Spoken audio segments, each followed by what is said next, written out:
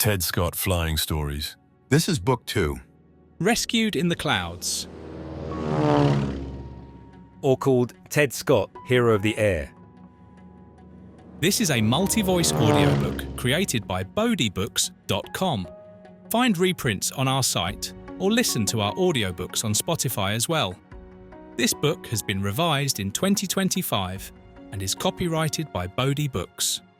This series was written by Franklin Dixon, who also authored the Hardy Boys series. Chapter 1. A Terrific Explosion. There he comes. That's his plane, way up there to the north, Exclaimed Breck Lewis as he stood among a great crowd on the Bromville aviation field, most of whom, like himself, were eagerly scanning the skies.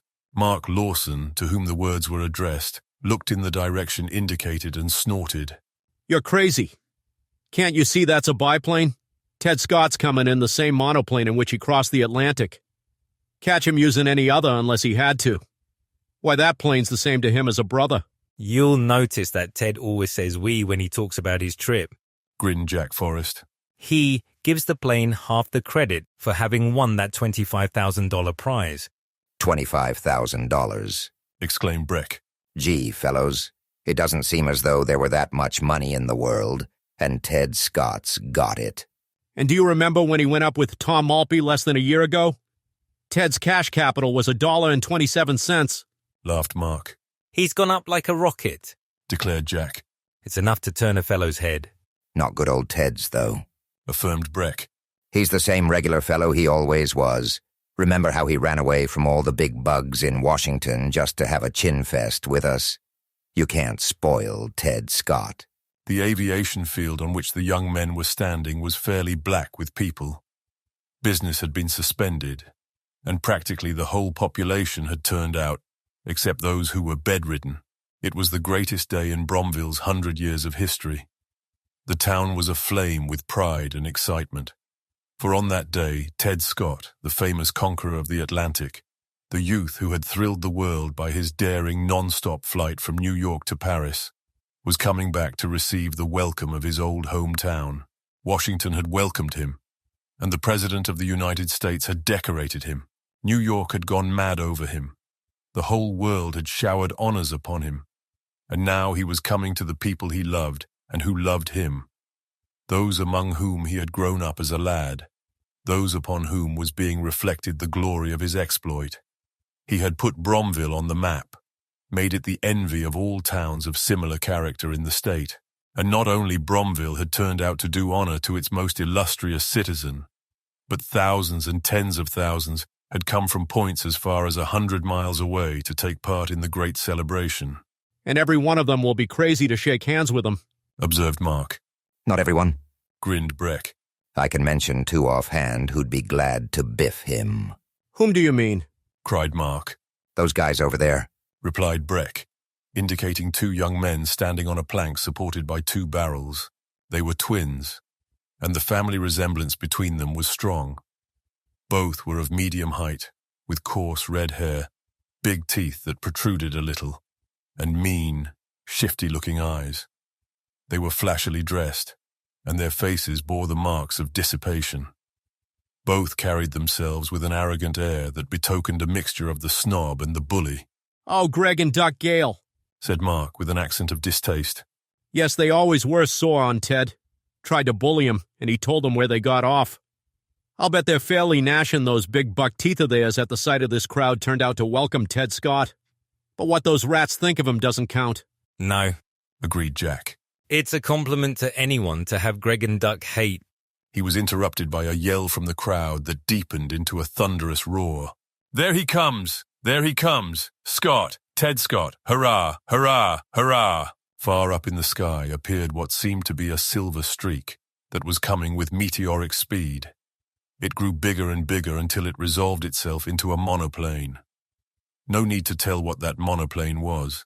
It had been pictured 1,000 times in the press until its outlines were familiar to all.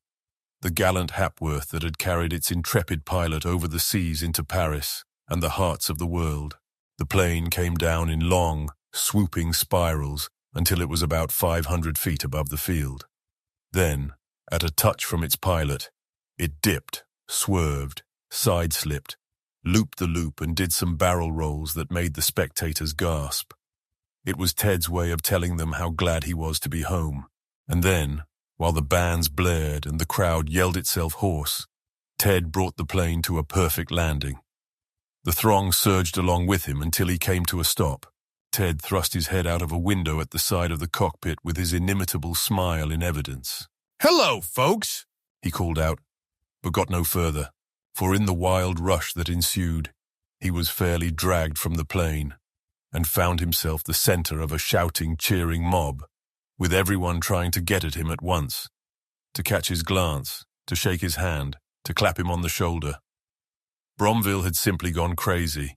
It seemed for a time as though he would be smothered or torn apart, and it was only when his old comrades of the aero plant, with big Bill Ellison at their head, formed a flying wedge and broke into the crowd and rescued him that he had time to catch his breath.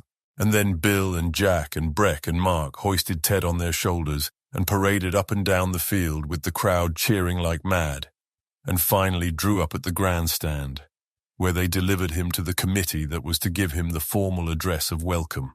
And it was a distinguished committee, for besides the mayor and local dignitaries, it embraced congressmen, senators, and the governor of the state, who had come to share in the town's greeting to its guest of honor.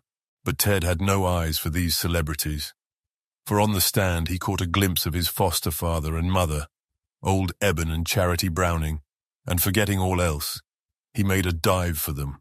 There were not many dry eyes in the crowd as Ted drew the dear old couple into his strong arms and kissed Charity on her trembling lips. "My dear, dear boy," quavered Eben huskily, feeling for his handkerchief. "Oh, Ted, the Lord has given you back to me. Bless his holy name."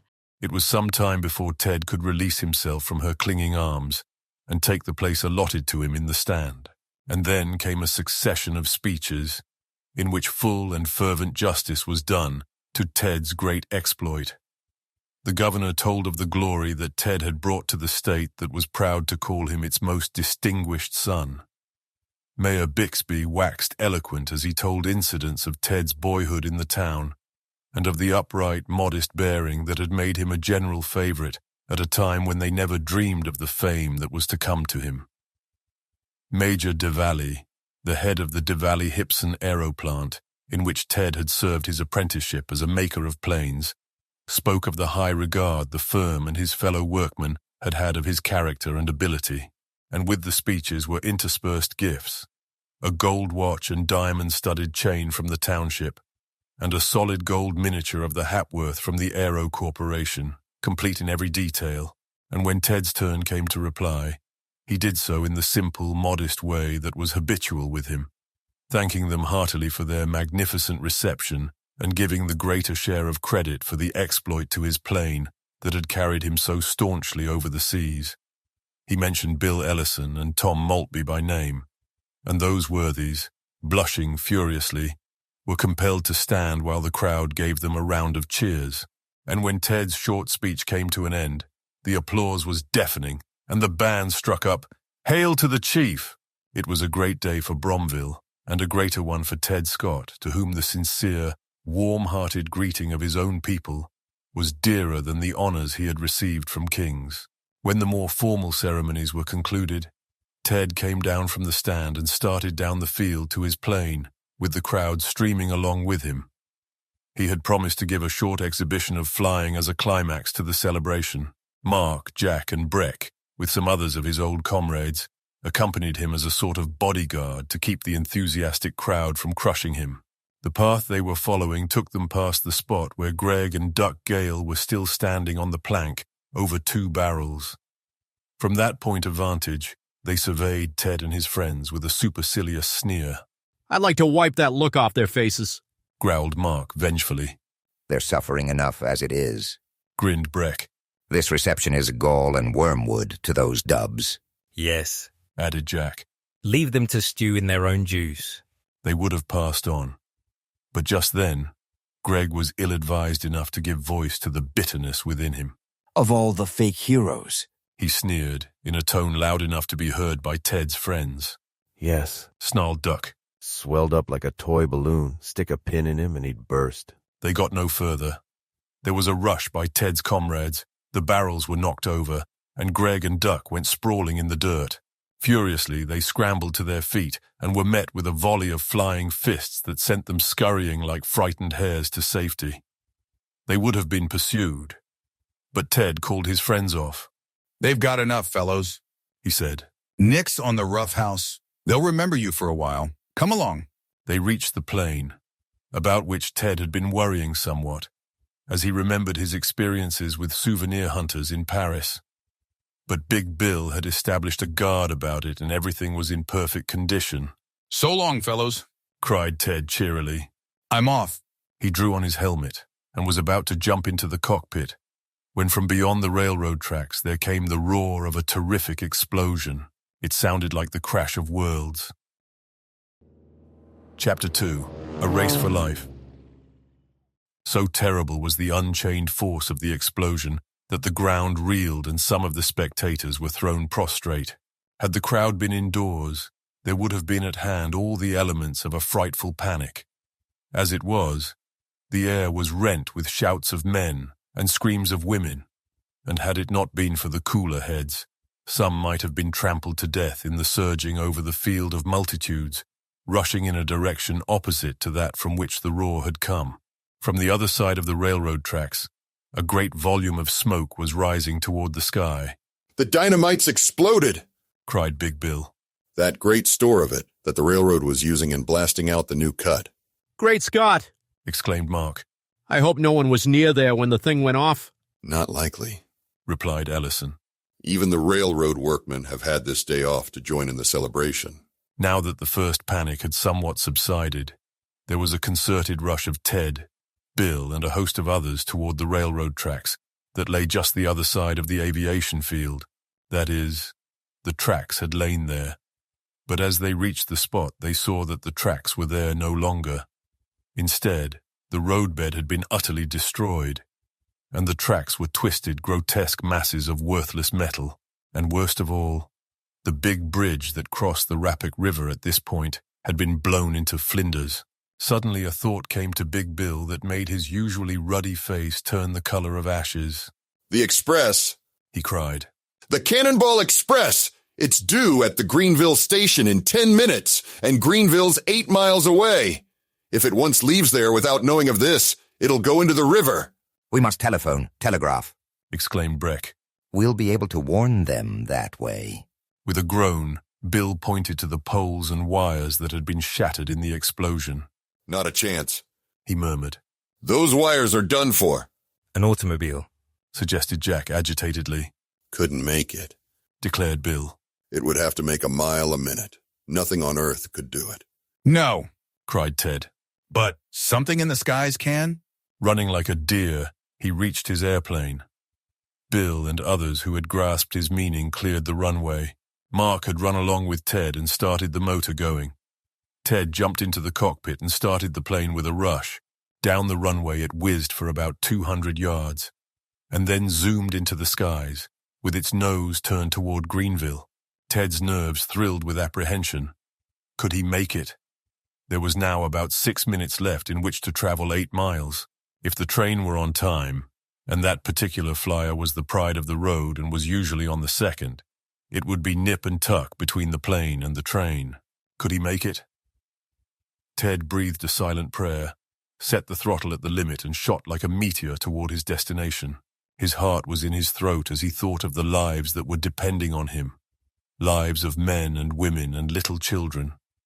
He must win, and while the gallant plane with its intrepid pilot is cleaving the air like a silver streak, it may be well, for the benefit of those who have not read the first volume of this series, to tell who Ted was and what had been his adventures up to the time this story opens. Ted Scott knew little of his parents. As far back as his memory went, he could not recall them. Up to the time he was 10 years old, he had been taken care of by James and Miranda Wilson. They had clothed and fed him, treated him well and sent him to school. Then they had died within a few weeks of each other, and Ted passed into the keeping of Eben and Charity Browning. and he had come to feel toward them all the affection that he felt he could have given to his own father and mother. Eben and Charity were now advanced in years, and their financial condition had of late become desperate. Eben was the proprietor of the Bromville house, a long, rambling, two-story hotel that had once been the most prosperous one in that section. Eben's kindly, genial nature had made him a general favorite, and he had a large clientage. Bromville, a thriving town of about 20,000 people, was situated on the Rappack River, famous for its fish, and the anglers who came there naturally put up at Eben's. Traveling men, too, made the old hotel their headquarters, for Charity's cooking was famous. But great changes had come with the passage of time. The Diwali Hipson Aero Corporation had established a mammoth plant at Bromville, and the old town began to boom. What had been good enough in the old free and easy days was good enough no longer. Several new hotels sprang up, and their handsome buildings and facilities offered a strong contrast to the shabby old Bromville house, now sadly in need of paint, repairs, and new furniture. And the crowning blow had come when the Hotel Excelsior, an immense building offering the last word in luxury, had been built with a superb golf course annexed. Eben could have borne this, disastrous as it was, if he had not had a bitter grievance against Brewster Gale, the wealthy proprietor of the Excelsior, a hard, mean, cruel man, whose financial career had been studded with shady episodes that should have put him in jail but hadn't. Eben had once owned all the ground on which the Excelsior and the golf links were located, and had sold it to Gale for a price which, though cheap, was yet reasonable. A few $100s had been paid down to bind the bargain, but Eben never got another cent. Unscrupulous lawyers, at Gale's command, by a bewildering series of holding companies, forced sales, reorganization and other tricks had frozen Eben out and given Gale what seemed to be a clear title. And Eben, with no means to protect his rights or wage a battle in the courts, was now practically penniless. While the swindler rolled in luxury, Ted, as he grew older, realized that Eben had been done out of property now worth hundreds of thousands of dollars, and he shared Eben's bitterness against the scoundrel who had defrauded him. But he, a mere boy, was helpless. He did all he could, however, to help out his foster parents, working about the old Bromville house and grounds and trying to make them more presentable. Then, when the aero plant was established, Ted had got a job in the works. He was a clever and industrious mechanic, and rapidly passed from one position to a higher one until he found himself in the assembling section of the plant. He loved planes and all they stood for, and the consuming ambition of his life was to become a flyer himself. On one occasion, a Mr. Walter Hapworth, a millionaire and a golf champion, had visited the aero works, and Ted had been assigned by Big Bill Ellison, the foreman, to show the visitor around. The latter was struck by Ted's intelligence and his mastery of the subject of planes. In fact, he cottoned to him so strongly that when he learned of Ted's ambition to be an aviator, he offered to defray his expenses at the flying school. A Mr. Paul Monet, whose life Ted had saved by pulling him out of the way of a rushing plane, joined Hapworth in this, and Ted, at their earnest insistence, accepted the money as a loan. At the flying school, Ted's natural aptitude and ceaseless efforts to perfect himself speedily marked him out as a comer among the navigators of the skies. Several times the natural hazards of his profession would have doomed him to death, had it not been for his quick thinking and superb daring. After his return to Bromville, an exhibition in which he took the place of a daredevil flyer who had been scheduled to perform but had been taken ill, enabled Ted to repay his debt to Mr. Hapworth and Mr. Monet. Incidentally, Ted had learned that they were suspicious of Brewster Gale's conduct in the finances of the golf course, in which they had both invested heavily. He told them of Eben's experience with Gale, and, with their suspicions redoubled, they had set on foot an investigation which they hoped would not only bring Gale to book on their own account, but possibly restore Eben's property to him. At the time this story opens, they were almost ready to put the screws on the oily trickster. Ted got a position in the airmail service and had a number of thrilling adventures, including parachute jumps from dead or dying planes that earned him membership in the famous Caterpillar Club, composed of members who had made similar jumps and survived. America was agog with interest at the time in the proposed non-stop flight from New York to Paris for a prize of $25,000. Ted had thought wistfully of this, but owing to his lack of means, it seemed impossible that he should compete. In a conversation with Mr. Hapworth, the latter, to Ted's surprise and delight, offered to stake him to the plane and the necessary expenses. Ted accepted, though he knew the chances of his getting through alive were against him. When it was known that he was going to enter against veteran pilots of worldwide reputation, most people were astounded as well as amused. It seemed the height of absurdity.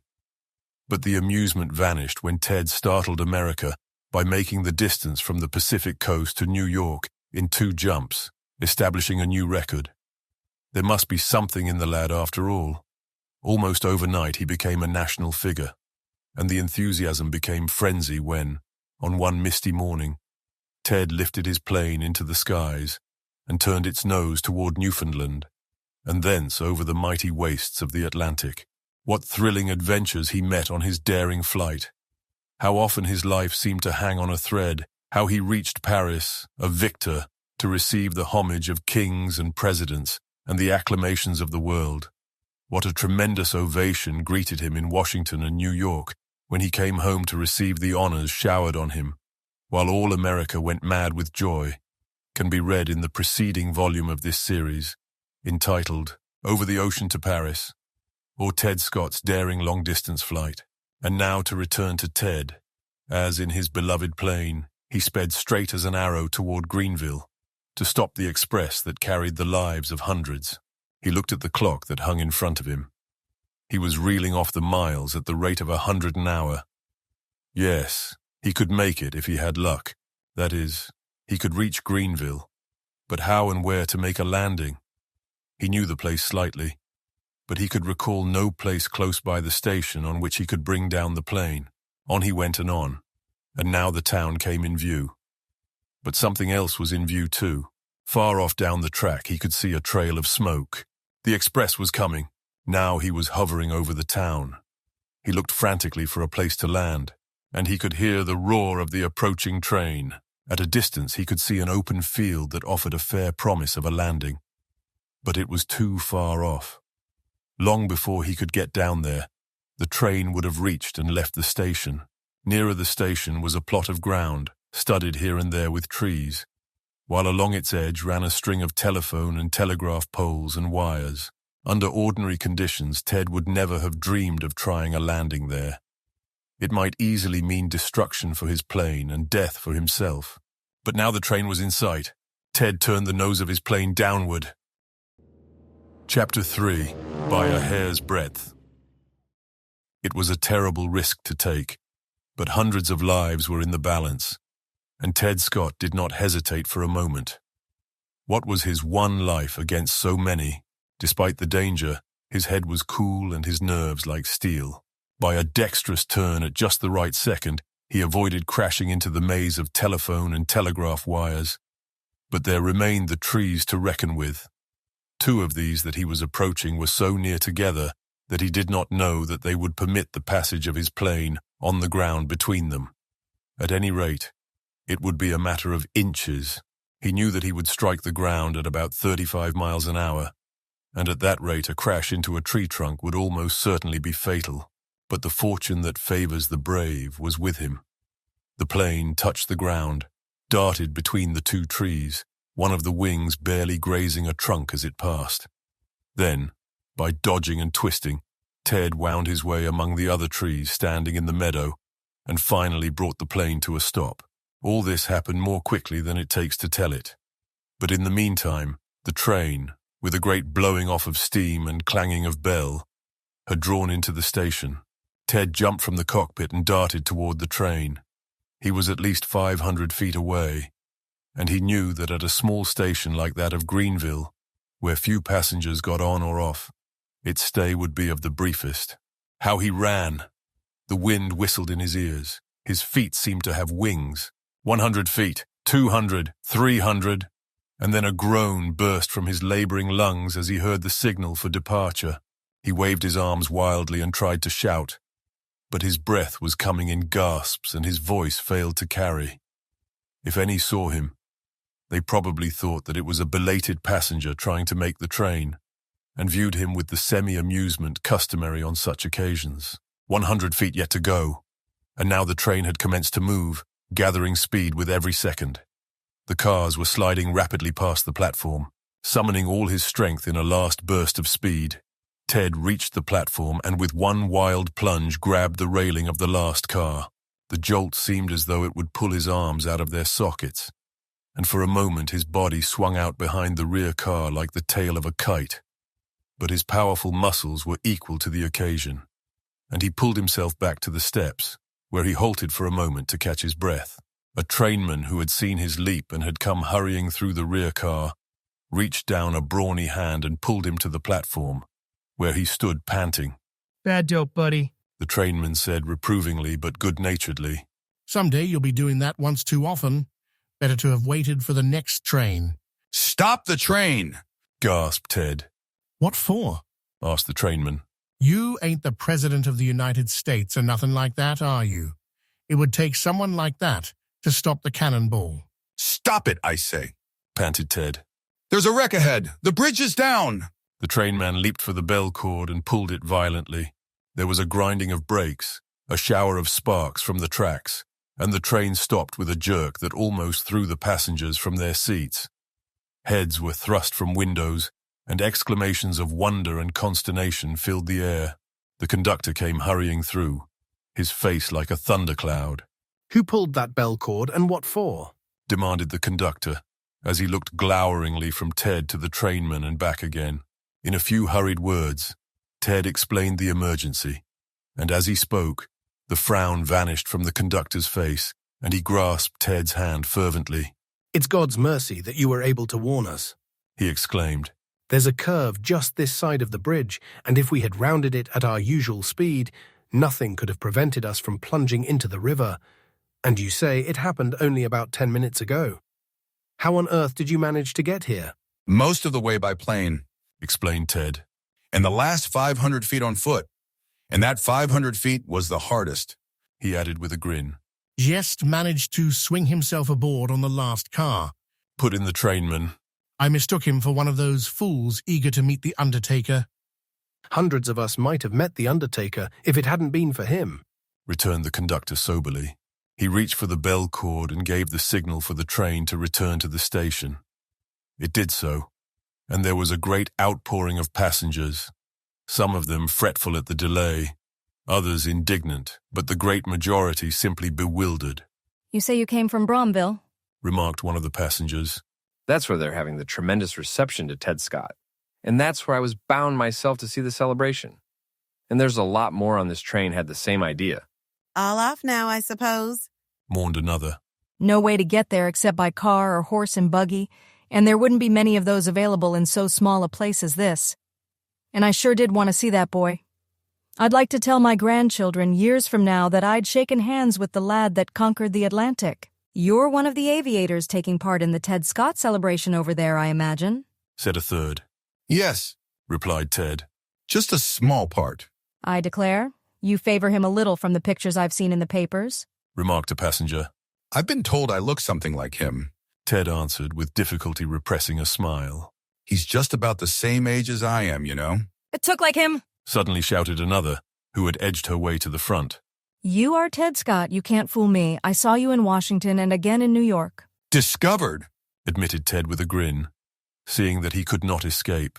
Instantly there was a wild tumult of exclamations. "Scott, Scott, Ted Scott, hurrah, hurrah! 3 times 3 and a tiger!" The crowd went crazy with delight as they surged about the young aviator, endeavoring to touch him or grasp his hand.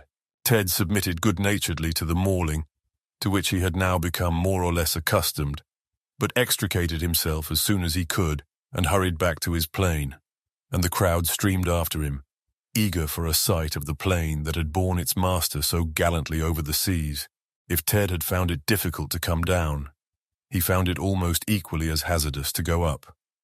The field, not only because of its trees, but also its limited extent, was by no means suitable to a takeoff.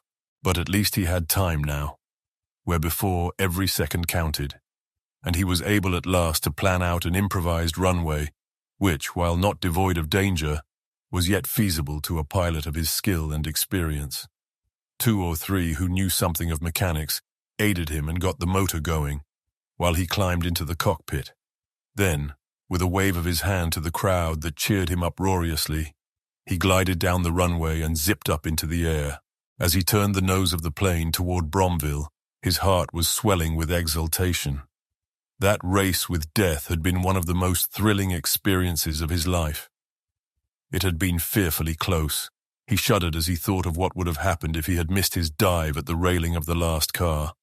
But once more his indomitable will and skill had conquered, and he gained a clearer idea of the peril that had been escaped when, on reaching Bromville, he hovered for a moment over the chasm that had once been spanned by the wrecked bridge. The smoke had vanished now, and he could see the twisted girders hanging helplessly on each side, while below rushed the torrent of the Rappack River. If the train had once plunged into that flood, the loss of life would have been frightful, and now he was over the aviation field, with its vast sea of upturned faces.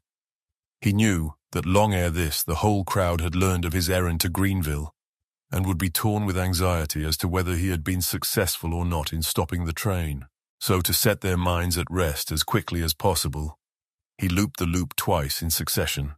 They would know by this that he had succeeded, for it would have been inconceivable that he should indulge in fireworks if a tragedy impended. Then, in a long, graceful spiral, he came down to a perfect landing, and the crowd closed around him like the waves of the sea. One glance at his smiling face told the story, and the throng went wild with relief as the rumor ran along the field. "Trust Ted Scott to do what he sets out to do," roared Big Bill as he clapped his hand on the lad's shoulder. "All the same, it was a tight squeak," smiled Ted, as he gave the tale to the throng that listened hungrily. 2 seconds more, and I would have missed it. Must have been almost as big a thrill as when you crossed the Atlantic, observed Mark. Bigger, declared Ted in all sincerity. I had only one life to lose in that venture, but there were at least 400 people on that train, and what would have happened had it gone into the river? He shuddered, and now the air was full of flying planes, for the government, to add to the prestige of the occasion, had sent on a squadron from Washington. They had arrived while Ted had been absent on his momentous trip, and were now darting through the air in all sorts of dazzling convolutions. There were sham battles in the clouds that made the spectators hold their breaths, and the climax came when the Hapworth, with Ted at the controls, darted upward like a silver streak and joined in the pyrotechnics. By common consent, the visiting planes hovered about in an immense space, leaving the center free for the hero of the day, and Ted, knowing what was expected of him, put the Hapworth through a series of Immelmans and barrel rolls, nosedives and tailspins that outdid anything the Bromville people had ever seen before. It was a magnificent exhibition of flying, and when it was concluded there was no doubt as to whether it had been luck or skill that had made Ted the idol of the world. His superb nerve, audacity, judgment, and ability had banished that doubt forever. It was a glorious day for Ted. But there was just one thing missing to make it perfect. That was the presence of Mr. Hapworth and Paul Monet. Both had promised to be there, and Ted was particularly anxious that they should share in his triumph, for it had been in Bromville that he had first met them both.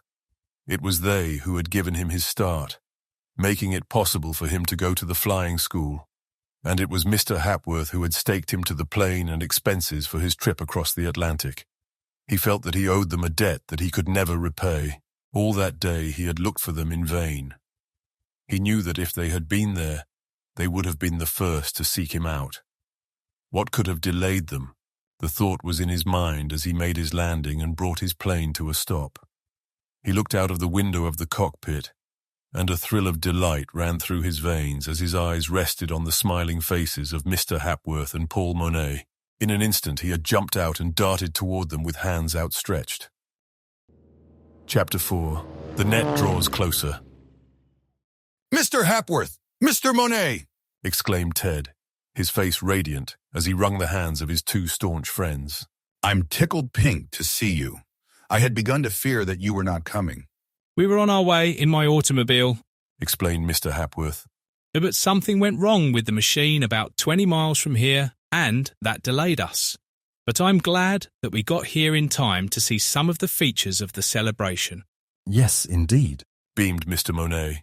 That flying of yours was wonderful. And we've heard of that other wonderful flight by which you saved the train, put in Mr. Hapworth.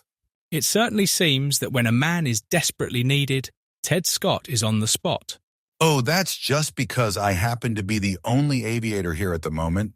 If any of these boys, he indicated the members of the flying squadron, had been here, he'd have done the same thing. Perhaps, assented Mr. Hapworth doubtfully. But he probably would have hesitated for a minute or two, and then it would have been too late. There were other fellows, I remember, who were going to try for the New York to Paris prize. But while they were talking about it, Ted Scott went ahead and did it.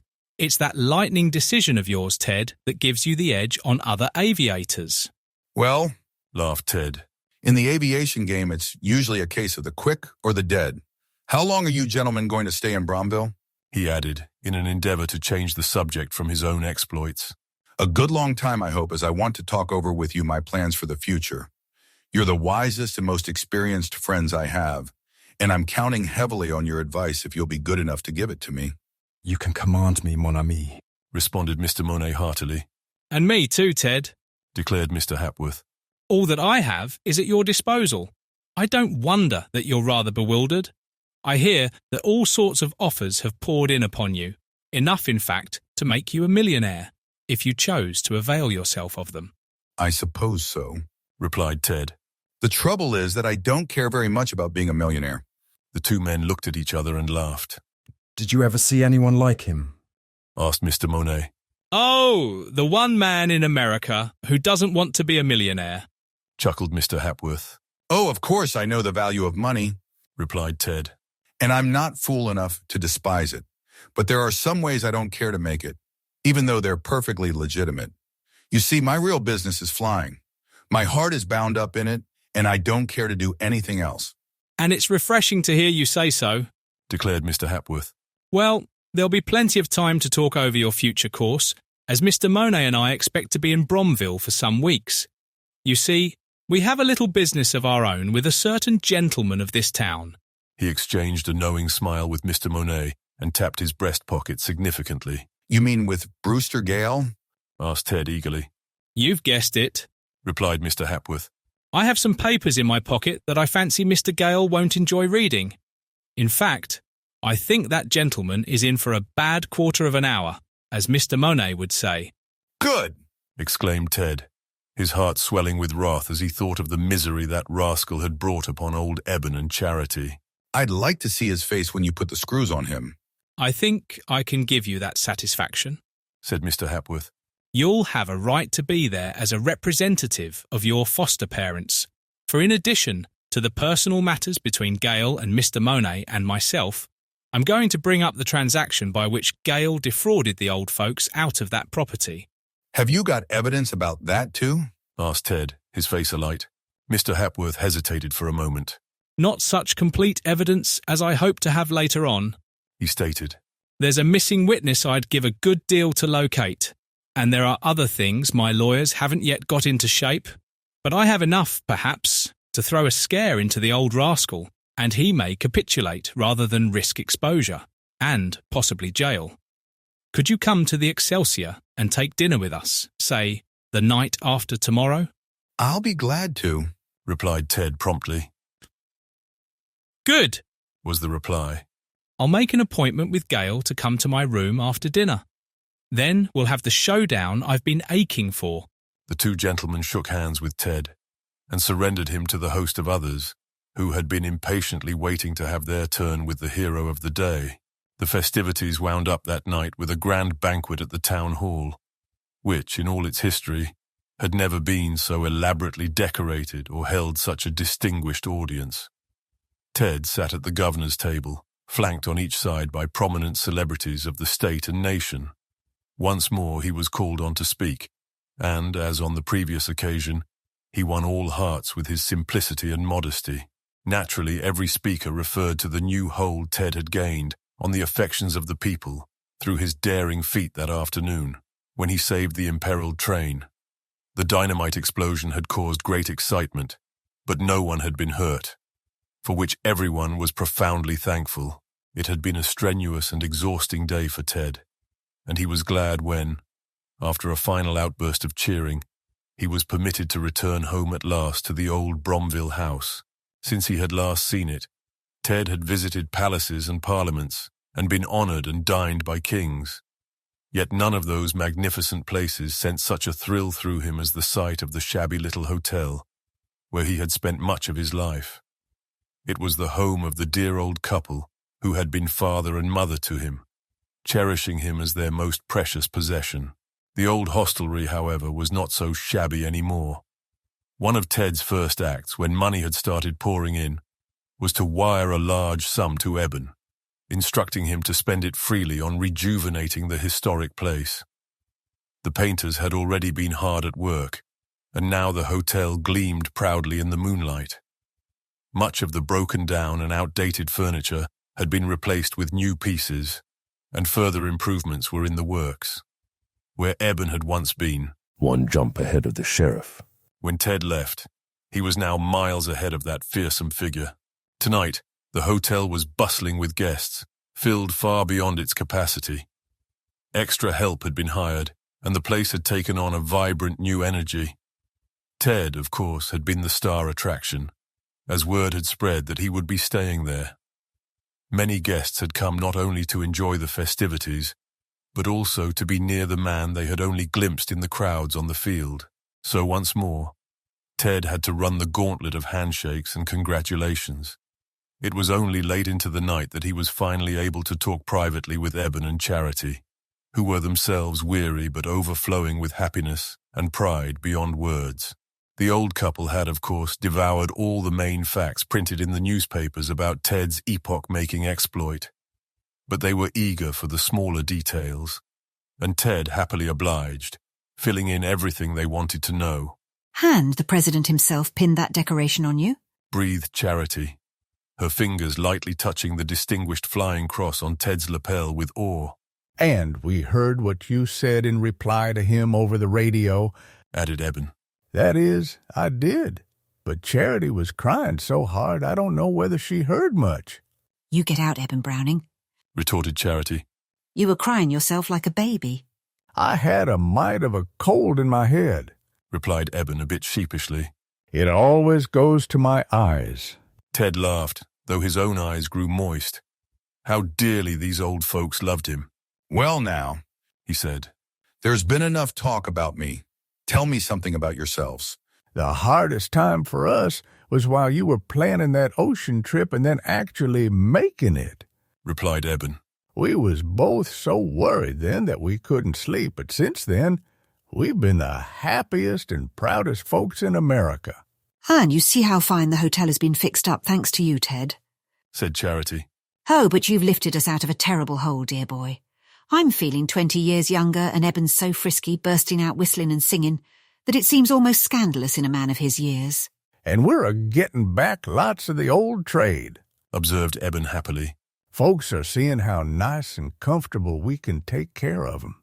And then, too, they like to get a-talking about you and telling other folks that they've stayed at the same place Ted Scott lives in. Of course, we ain't putting so much of a crimp in the stylish crowd that goes to the Excelsior, but we're holding our heads up, and that's something we haven't been doing much these last few years. That's great, said Ted. In talking of the Excelsior, there's trouble brewing for that old rascal who owns it. He went on to share the details of his conversation with Mr. Hapworth and Mr. Monet from that afternoon. Eben and Charity listened with the keenest interest. It's about time that hound was getting what's coming to him, exclaimed Eben. That fella's been flourishing like the Green Bay rum. I mean, the Green Bay tree the scriptures tell about. Well, he's in for a little surprise party, or I miss my guess, replied Ted. I'm going to be there when my friends face him, and I think it'll be a sight worth seeing. It seems as though I can scarcely wait for the showdown. I'd like to be there myself, said Eben wistfully. It was very late when they finally parted. Ted, exhausted from the day's events, sank into a dreamless sleep as soon as his head touched the pillow. For the first time since achieving worldwide fame, Ted had a chance to catch his breath and gain the rest and relaxation he so desperately needed. Not that the townspeople left him entirely alone. His appearance on the streets inevitably drew a crowd, but their greetings were informal and friendly, without speeches or fanfare. Surrounded by home folks, Ted began to feel his strength and vitality returning. The world, it seemed, had nearly smothered him with kindness. In the meantime, Ted received a message from the president of the railway whose train he had saved. It expressed profound appreciation for his daring exploit, and noted that the company was planning to present him with a gold medal in recognition of his heroism. On the night appointed by Mr. Hapworth and Mr. Monet, Ted set out for the Hotel Excelsior. As he neared the entrance to the grounds, he encountered Greg and Duck Gale. He nodded to them casually, only to be met with a glare of hate. "See the hero strut," said Greg to his brother, deliberately loud enough for Ted to hear. "So full of hot air, it's a wonder he don't float," added Duck in the same tone. Ted spun around to face them. "Were you referring to me?" he asked, his voice cold as steel despite his indignation. Greg met his gaze with arrogant defiance. "Can't my brother and I talk to each other without your butting in?" he asked. "Not when you're insulting me," declared Ted, stepping closer. Greg instinctively recoiled before Ted's clenched fists and blazing eyes. Chapter 5. The Showdown. "It's easy enough for you to bluff," snarled Duck. "You know that if we did anything to you, the whole town would be down on us." "Yes," added Greg. "You're the candy kid right now, and you think you're safe." "Forget the town," commanded Ted curtly. "You yellow dogs are just using that as an excuse. You've started something you're too scared to finish. You've always been sore at me and done everything you could to take me down." "Don't we have a right to be sore?" growled Greg. "Didn't you set your gang of roughnecks on us 2 days ago at the aviation grounds?" "You're the roughnecks," Ted shot back. "No, I didn't sick my friends on you. I called them off before they gave you the beating you deserved. Now listen to me. If I hear another word from you, I'll give you a lesson you won't forget for the rest of your lives. I'll take you one at a time or both together. Got it?" There was no mistaking Ted's determination, and Greg and Duck quickly realized it was wise to end the conversation. With growls and muttered curses, they slunk away, while Ted continued toward the hotel. He chuckled inwardly at their discomfort. At the hotel, Ted was greeted warmly by Mr. Hapworth and Mr. Monet. "You look a little heated, Ted," remarked Mr. Hapworth, studying him closely. "Something happened?" "Oh, nothing much," Ted replied with a laugh. "I just had a little argument with Greg and Duck Gale." "Those fine sons of a fine father," Mr. Hapworth said with a wry smile. "I suppose trouble runs in their blood. They're a nuisance around here. No one has any use for them. But come on in now. It's time for dinner." The group enjoyed a sumptuous meal, during which, by mutual understanding, no mention was made of the subject on all their minds. Afterward, they retired to Mr. Hapworth's suite and settled in comfortably for the evening. "Our appointment with Gale is at 8 o'clock, remarked Mr. Hapworth, glancing at his watch. "And it's nearly that now. He'll probably be along at any moment." Promptly at 8, there was a knock at the door. Mr. Hapworth opened it to admit Brewster Gale. As usual, Gale was impeccably dressed, exuding the polished image of the proprietor of the famous Hotel Excelsior. His immaculate grooming and showy display of diamonds were hard to miss. "Good evening, gentlemen," he said smoothly.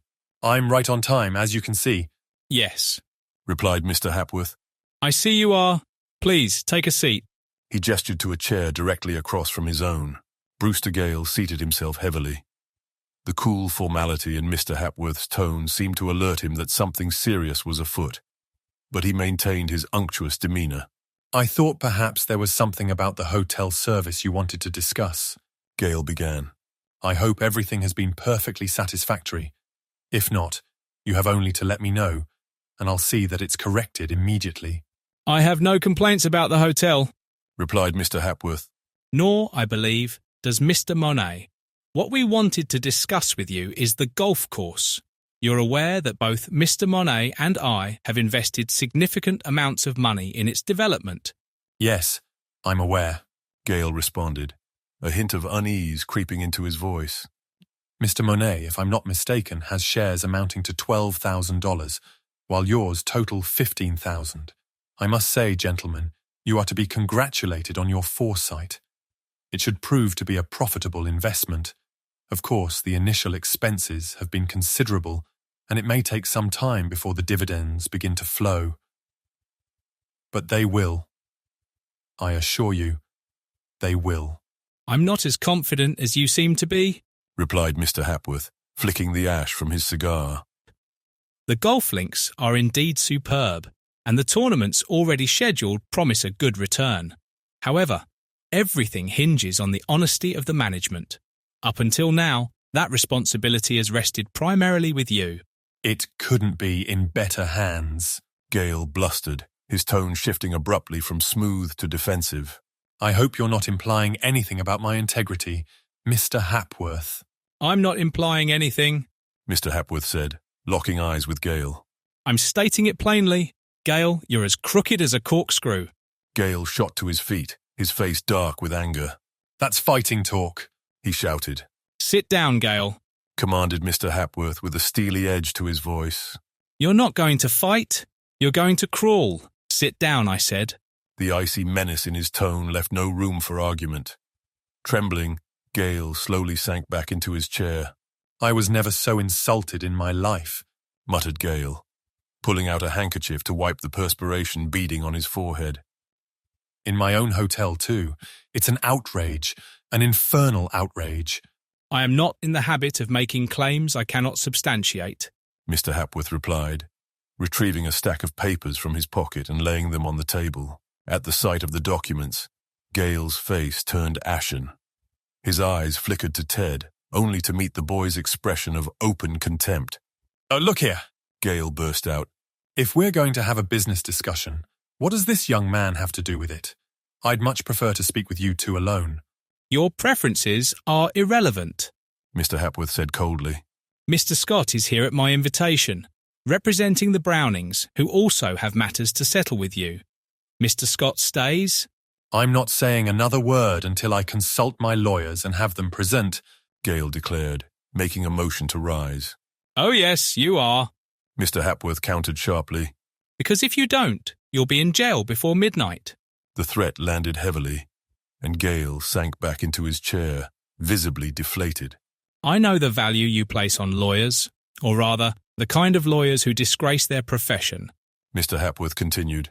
They've helped you pull off several shady deals, including the one with the Brownings, but they won't help you now. This discussion will be between men, face to face. So far, all I've heard is talk, Gale muttered. You don't have a shred of proof against me. My books will show every penny accounted for. Books, like epitaphs, can be deceiving, retorted Mr. Hapworth. Sometimes there are two sets, one for real transactions and another for fabricated ones. Are you accusing me of keeping two sets of books? Gale blustered, his voice rising. Not physically, perhaps, but mentally, Mr. Hapworth replied calmly. You'll find that every payment in my books can be substantiated by cancelled checks, Gale said with a hint of triumph in his voice. No doubt, his interrogator conceded. No crook would overlook such an obvious alibi, but that proves nothing. Doesn't it? Gale sneered. A court might think otherwise. Mr. Hapworth turned to Mr. Monet. You tell him, Paul, he directed.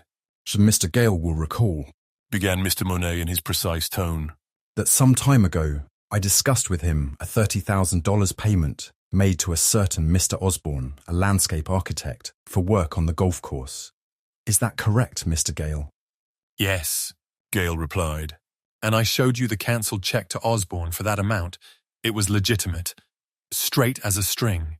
I've often thought, Mr. Monet said dryly, that the phrase straight as a string is an unfortunate one. Strings have a way of curling and twisting until they are anything but straight. But let that pass. Do you also recall, Mr. Gale, that I told you at the time that I considered the charge outrageously high? Is that true? Yes, admitted Gale. but that was because you didn't understand the cost of labor and materials. Prices are extremely high these days. Osborne's bid was the lowest, and that's why I awarded him the contract. You are certain his bid was the lowest? Asked Mr. Monet, fixing Gale with a piercing look. Absolutely, Gale affirmed. That is peculiar, Mr. Monet said thoughtfully.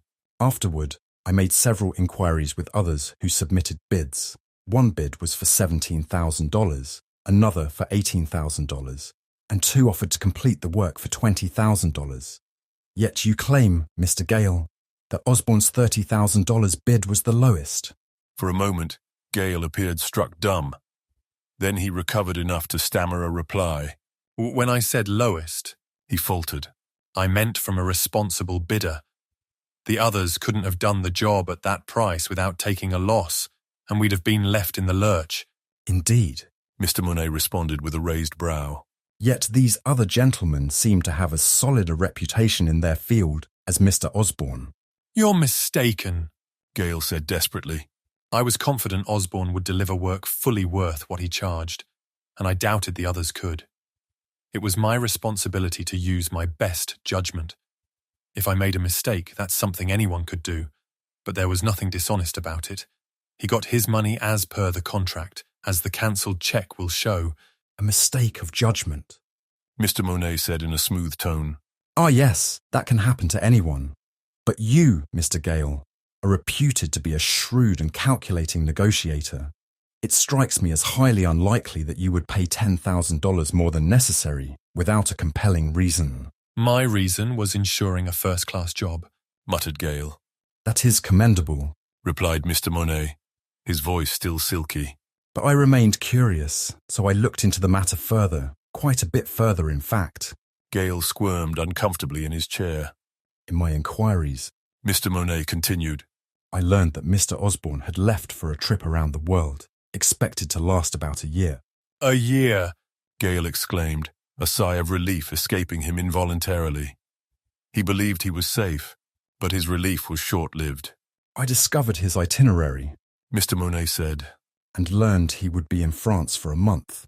As I also had other business interests there, I decided to travel to France myself. Gale's face drained of colour, and terror filled his eyes as he stared at Mr. Monet. Finding Mr. Osborne was not difficult, Mr. Monet continued. Initially, he was reluctant to speak. However, I happened to be aware of other transactions of Monsieur Osborne, dealings that would be highly embarrassing if brought to court. In fact, such revelations might have made it unwise for him to ever return to his native country. With a little judicious pressure and assistance from powerful connections I have in France, I managed to obtain a full statement. Shall we call it a confession? Of the entire arrangement between him and you, Mr. Gale. Would you like me to recount it? Gale licked his dry lips but could not summon the courage to reply. It was this, Mr. Monet continued calmly. Mr. Osborne admitted that he had submitted a bid for $30,000, but with the understanding that he would privately return $10,000 to you after receiving the cheque. He cashed the cheque for $30,000 and then gave you $10,000 in cash, untraceable bills.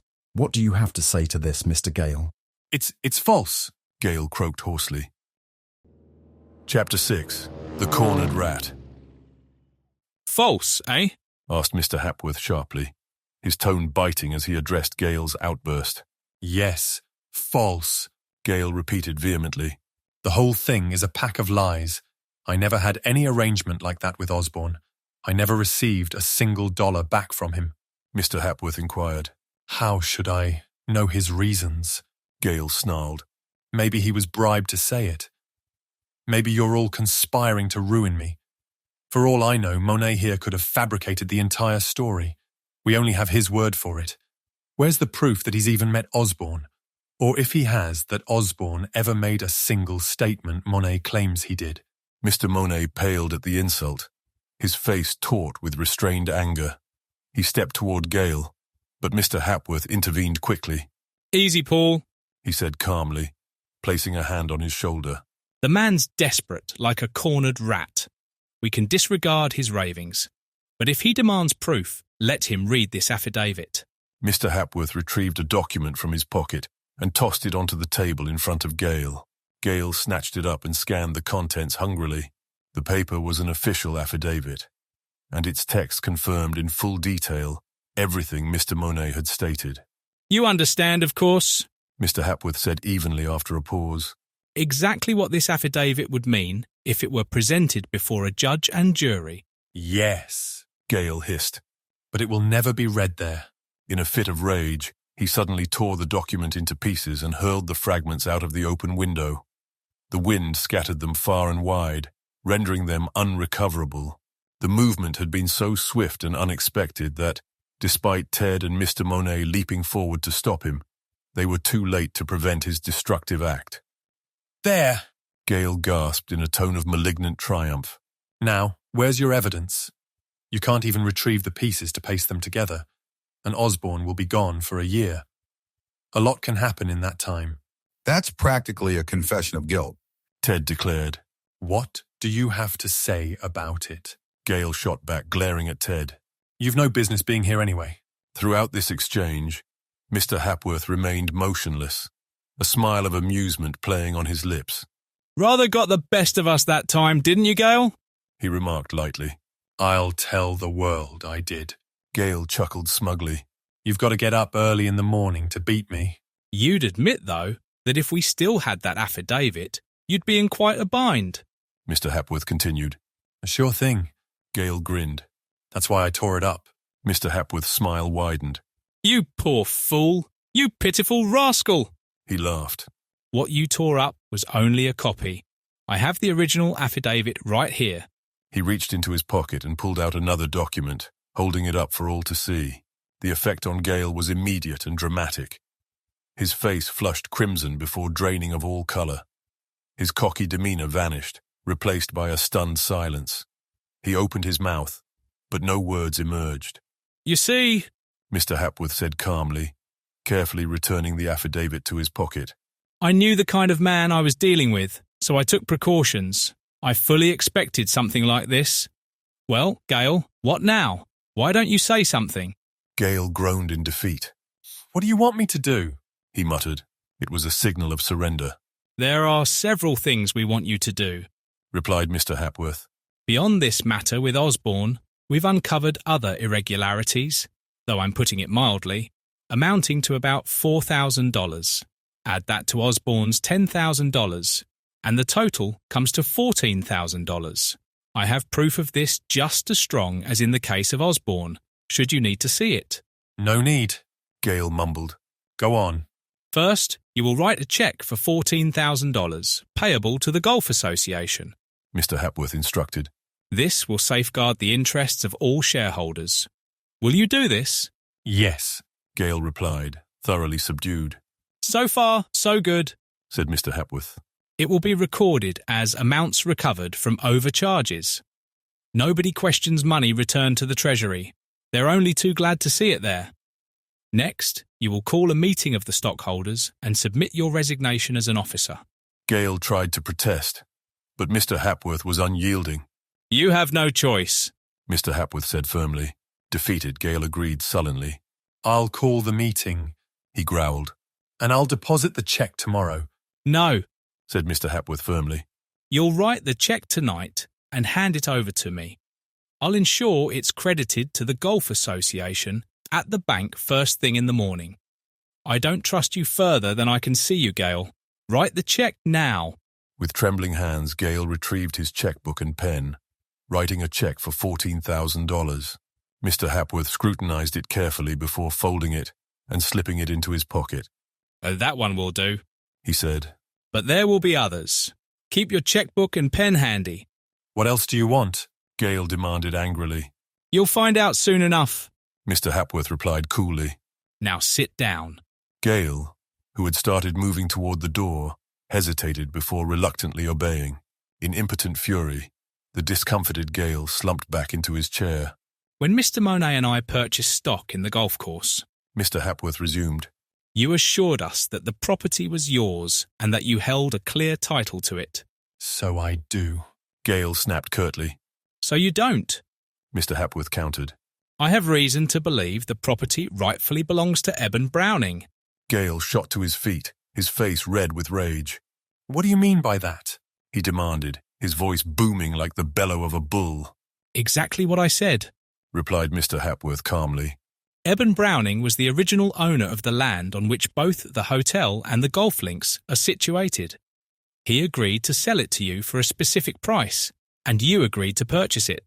But apart from the few $100s you paid as a deposit to secure the deal, Browning hasn't seen another cent. Where did you get that fairy tale? Gale sneered. His eyes shifted to Ted. I suppose this boy here has been feeding you lies. Ted sprang to his feet, but Mr. Hapworth raised a hand to restrain him. Let me handle this, Ted, he advised. Turning back to Gale, Mr. Hapworth continued. There are no lies in this matter, Gale, except for the ones you and your corrupt lawyers have spun. Through legal trickery and outright deception, you've swindled Browning out of his property, banking on the fact that he couldn't afford a prolonged legal battle. I'm standing on my legal rights, Gale retorted. If Browning thinks he has a claim, he can bring a lawsuit. But that issue was settled long ago, and if it wasn't, he's forfeited any rights by letting the matter lie dormant for so long. My lawyers don't see it that way, Mr. Hapworth replied calmly. A flicker of panic appeared in Gale's eyes. Your lawyers? He blurted. What do they have to do with this? Plenty, said Mr. Hapworth, his tone sharp. I've had them investigating the matter for months. I dislike using words like jail in what has otherwise been a friendly little discussion, but they've uncovered certain facts, subornation of perjury being one of them, that could very well put someone behind bars. And if you're counting on this investigation faltering for lack of funds, he added, fixing Gale with a piercing look, you've got another guess coming. Chapter 7. A Puzzling Problem. Brewster Gale was trembling with a volatile mix of anger and fear. This unexpected turn of events, the resurfacing of the Browning affair, had caught him completely off guard. Though shaken, Gale clung to the belief that he still had a fighting chance. Legal trickery had served him well so far, and he counted on it to stall any resolution for years. You do your worst, he said defiantly. Possession is 9 points of the law, and you'll have a sweet time trying to take this property from me. That's a matter of opinion, replied Mr. Hapworth calmly. If you want to settle things fairly with Browning now, you can do so under the original terms. That would be your least costly way out. But if you insist on a fight, then a fight it will be. Then I say fight, Gale blustered, heading for the door once more. Hold it, Gale, Mr. Hapworth admonished sharply. We're not finished with you yet. What else do you want? Gale growled, slumping sullenly back into his chair, said Mr. Hapworth. When Mr. Monet and I invested in this golf course, it was on your assurance that you owned the land on which it was built. If that were true, we'd gladly hold on to our shares, but if the property ends up being returned to Browning, our shares will become worthless. Therefore, he continued, we demand that you buy back our shares at the price we paid for them. If the courts ultimately declare you the rightful owner, those stocks will retain their full value for you. However, if it's proven that you acquired the property through fraud, you'll be the one to bear the loss, rightfully so. I won't do it, Gale shouted, his temper flaring. You can't make me buy something I don't want. No, replied Mr. Hapworth coolly. But we can compel you to repay money obtained under false pretenses. It's your choice. Repurchase the shares at their original value or face a lawsuit. It makes no difference to us. I'll give you 2 minutes to decide. He leaned back in his chair and nonchalantly checked his watch. For the next 2 minutes, Gale sat in furious contemplation. If there was one thing he wanted to avoid above all else, it was publicity. He had more than one scheme that wouldn't withstand public scrutiny and preferred to operate like a mole in the dark. Mr. Hapworth snapped his watch shut. Time's up, he announced crisply. What's your decision? With a guttural growl of rage, Gale reached for his checkbook. What are the amounts? He demanded bitterly. After some calculations, Gale wrote 2 checks. In return, Mr. Hapworth and Mr. Monet handed over their shares, along with a brief memorandum documenting the transaction. Are you done now? Gale snarled, glaring at the 2 men. That's all for tonight, Mr. Hapworth replied. This concludes our personal dealings with you, provided you follow through on calling the stockholders' meeting and resigning as an officer. I'll be watching to ensure you do. And don't forget, Gale, he added, fixing him with a steely gaze. If you don't settle matters with the Brownings, something is going to fall, and it will fall hard. You'd do well to get out while you still can. Gale choked with rage as he struggled to mutter something, then stormed out of the room, slamming the door behind him. The three men left behind exchanged knowing smiles. Seems a bit annoyed, remarked Mr. Hapworth, lighting a fresh cigar. You really understated it when you said he was going to have a bad quarter of an hour, chuckled Ted. We had him, what is it you Americans say, dead to rights, observed Mr. Monet with evident satisfaction. It's rare to see a scoundrel truly get what he deserves, said Mr. Hapworth. When it does happen, it's quite satisfying. I only wish I'd had as much proof in the matter concerning your family, Ted, as I did with the golf course deal. If I had, I'd have pressed him harder. As it stood, I could do little more than bluff. You've got him mighty worried anyway, Ted replied. By the way, what's the current status of Eben's case? The outlook is promising, answered Mr. Hapworth. My lawyers have uncovered serious irregularities, perjury in at least 1 or 2 instances, that give Eben a solid chance. But they aren't ready to take it to court just yet. There are a couple of crucial documents and a key witness they're particularly eager to locate. Unfortunately, they haven't been able to track either down. Maybe Gale has had the papers removed or the witness bought off, suggested Ted. Possibly, Mr. Hapworth conceded. But I think it's unlikely. At the time this deal went through, things were handled pretty informally at the county seat. The man we're looking for, some officer in the recorder's office, was known for being absent-minded. He was an older gentleman, a southerner by birth, and often carried important documents around for days before filing them. His honesty was never in question, though. His name was something like Calbourne or Cleburne, as I recall. Shortly after this matter was finalised, he resigned and moved south to live out his days. The South, however, is a vast place, he continued. And my lawyers haven't been able to trace him. For all we know, the papers could still be tucked away in an old coat of his, forgotten in a closet. I'd give a lot to get my hands on that man and those documents. Same here, Ted replied. But we may still find him. And while we're on the topic of lawyers, Mr. Hapworth, I insist on covering all the legal expenses, both those already incurred and any that come up in the future. You've been incredibly generous in taking this on for us when we had no way to repay you. But now, as you know, I have plenty of money, with more coming in, thanks to your kindness and Mr. Monet's in giving me my start. From now on, I want to take care of all the costs. Oh, let that be, laughed Mr. Hapworth.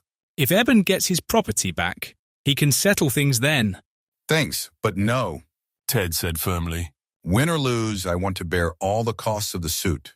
Stubborn as always, Mr. Hapworth chuckled. Well, have it your way, Ted. The law firm handling the case is Eldridge, Barstow and Harkins. Mr. Barstow is the member who's been most involved with your case. Here's their address. He scribbled it on a card and handed it to Ted. Thank you very much, Ted said, pocketing the card. I'll visit them as soon as I can, and I hope they'll soon give Gale another bad quarter of an hour. The conversation shifted to other topics, and it was late when Ted finally bade his friends good night and started for home. The night was dark, with no moon to light his way. As he walked, he recognized the voices of 2 young men approaching on a zigzag path toward the Excelsior. The rottenest luck, Greg Gale was saying, his speech thick and slurred. They cleaned me out, and I had to give them IOUs for over 100, grumbled Duck. All they left me was my shirt. We'll have to hit the governor up for help, muttered Greg.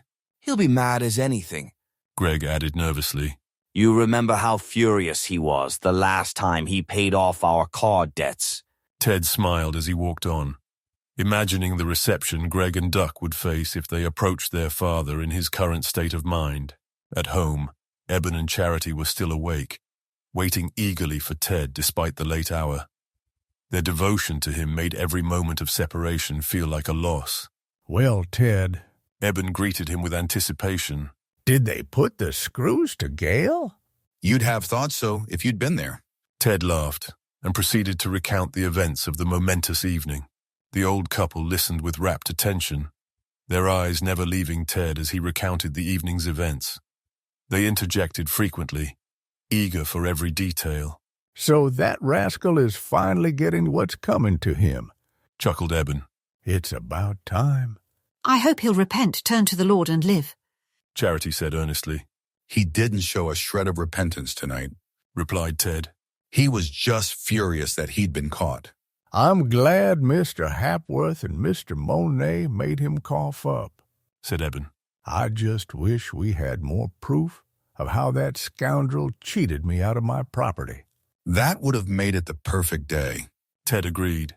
But don't worry, we're on his trail now. If we can track down that missing witness, we'll be in a strong position. More than likely he's dead and buried by now, sighed Charity. He was already an old man back then. Seems to me I remember a fellow named Claiborne or something like that over at the county seat, mused Eben. But I didn't know him well, just enough to pass the time of day. He had a mustache and a goatee, real polite and soft-spoken, but always seemed to be off in the clouds. I'd know him if I saw him again. Well, we haven't found him yet, but we might at any time, Ted reassured them.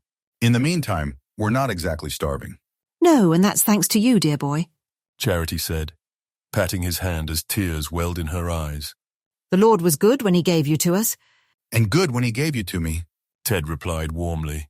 The next few days were busy ones for Ted, pleasantly busy. Much of his time was spent sorting through the immense number of gifts sent to him by admirers from around the world after his historic flight. There were cups, medals, vases, belts, thermos bottles, cigar holders, though he had no use for those, as well as watches, chains, scarf pins, and cufflinks. The sheer variety and quantity of items were overwhelming, numbering in the hundreds. Many were made of solid gold. Others were encrusted with jewels. Their collective value was staggering. The gifts were so numerous and valuable that Ted quickly realized it wasn't safe to keep them in the old Bromville house, as he'd initially intended. He arranged instead for them to be stored in a local bank's vaults until he could decide what to do with them. In addition to the gifts, Ted had to deal with the classification of his mail, which had arrived in a flood. Over 20,000 letters poured in. Far too many for him to handle alone. Many letters had little value and were promptly discarded. Thousands of adoring notes from hysterical girls among them. Ted never saw a single one.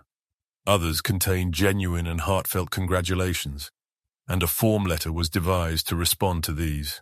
However, when all the less important letters had been sifted out, hundreds remained that required serious attention. These were forwarded to Ted for his personal review, if he cared to. That was the issue. Ted Scott didn't care to. He had an unshakable aversion to cheapening his achievement. The Ted Scott shaving cream, the Ted Scott suspenders, the Ted Scott golf cap, the Ted Scott collar, the Ted Scott walking shoes. He recoiled at the thought of such endorsements with disgust, yet in just 5 minutes. By simply agreeing in writing to allow his name and image to be used with these products, and a dozen others, he could earn thousands of dollars from each deal. There were, however, other offers that merited careful consideration. For guidance on these, Ted leaned heavily on the wisdom of his steadfast friends, Mr. Hapworth and Mr. Monet, whose business acumen far exceeded his own. This time their discussions took place at the Bromville house. Neither Mr. Monet nor Mr. Hapworth was comfortable discussing important matters at the Hotel Excelsior anymore. Twice recently, Mr. Hapworth had stepped out of his room unexpectedly and encountered Greg Gale lingering nearby in the corridor. Perhaps it was coincidence, but Mr. Hapworth suspected he was being watched. Additionally, there was the possibility of servants being bribed to eavesdrop. Or worse, that Brewster Gale had secretly installed a dictaphone in the suite. Had it not been for his love of golf, Mr. Hapworth would have changed his lodgings. A devoted enthusiast of the game, he wanted to stay close to the course and ensure that Gale kept his promise to resign from his disgraced office.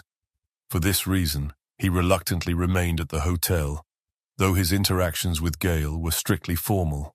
"Well, Ted, what's it going to be?" asked Mr. Hapworth jovially, leaning back in his chair after one of Charity's famous chicken dinners. He and Mr. Monet had settled comfortably into Ted's room.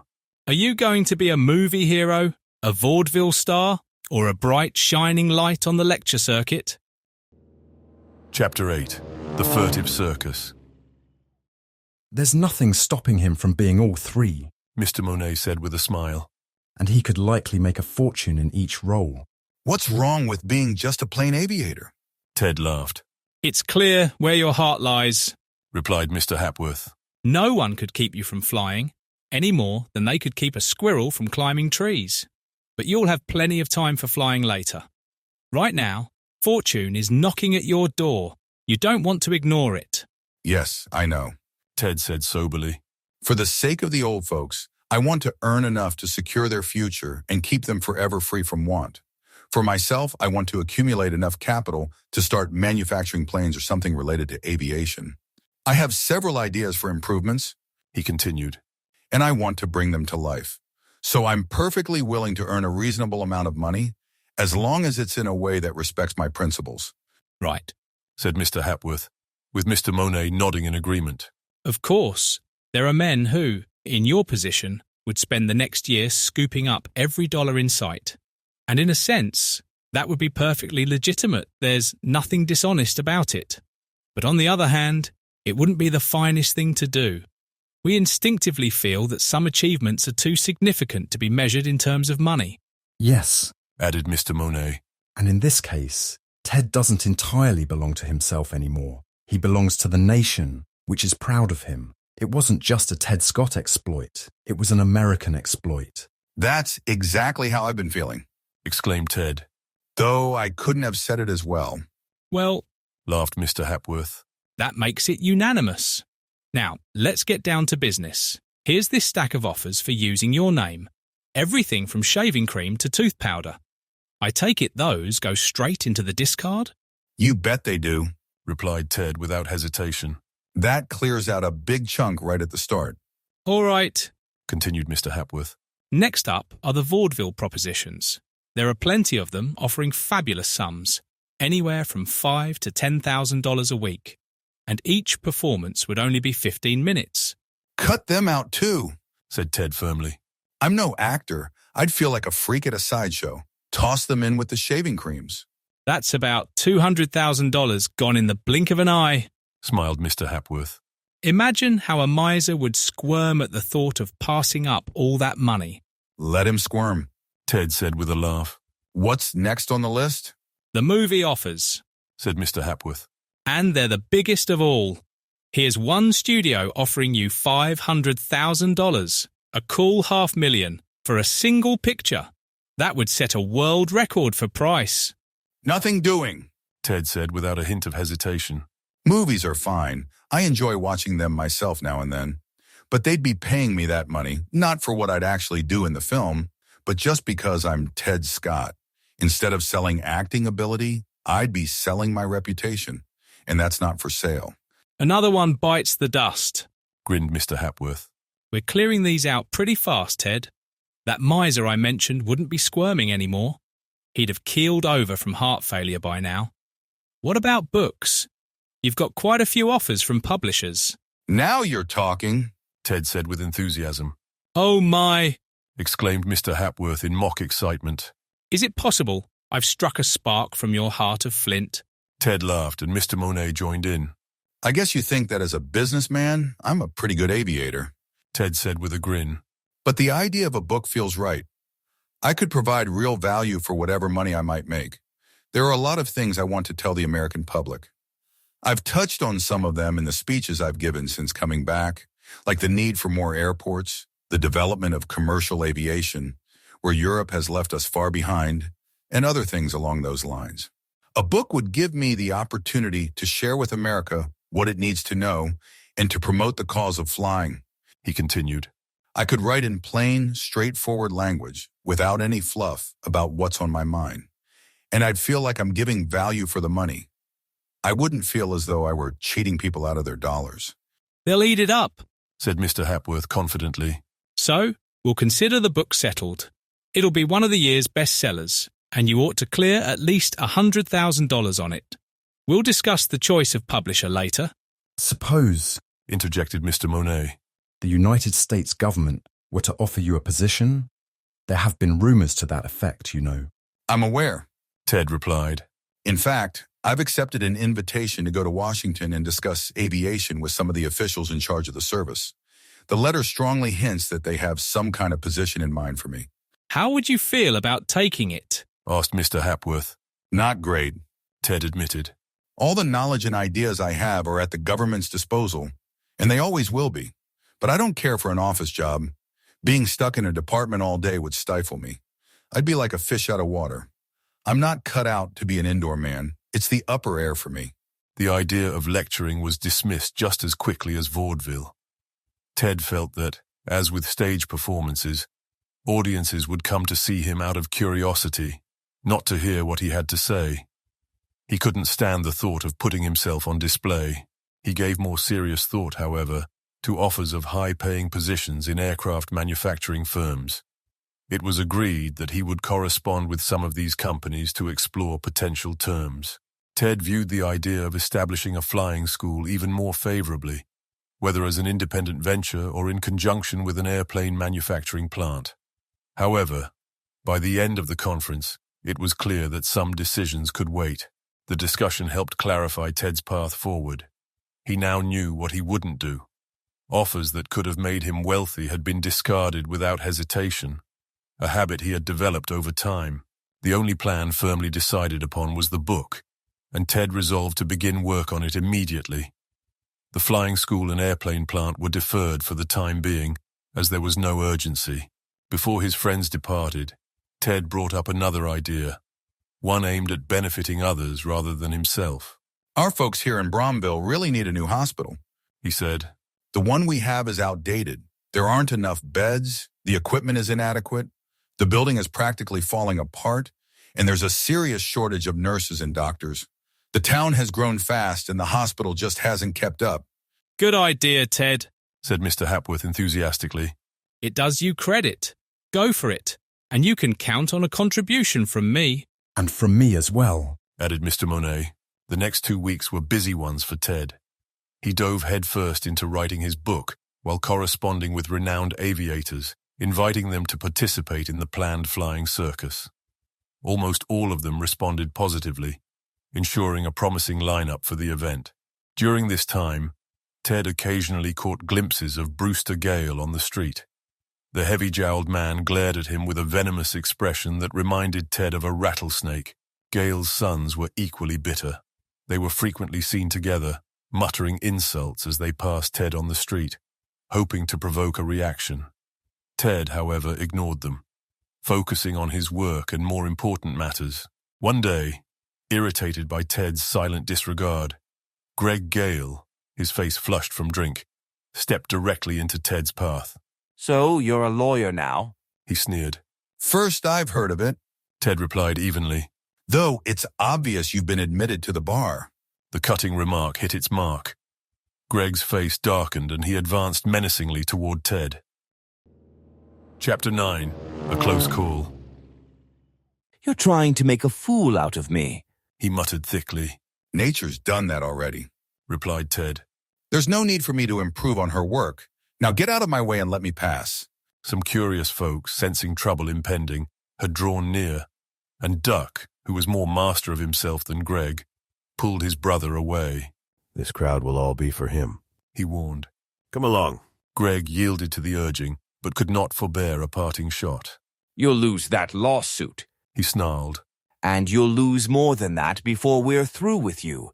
Ted looked after them with amusement mingled with disgust.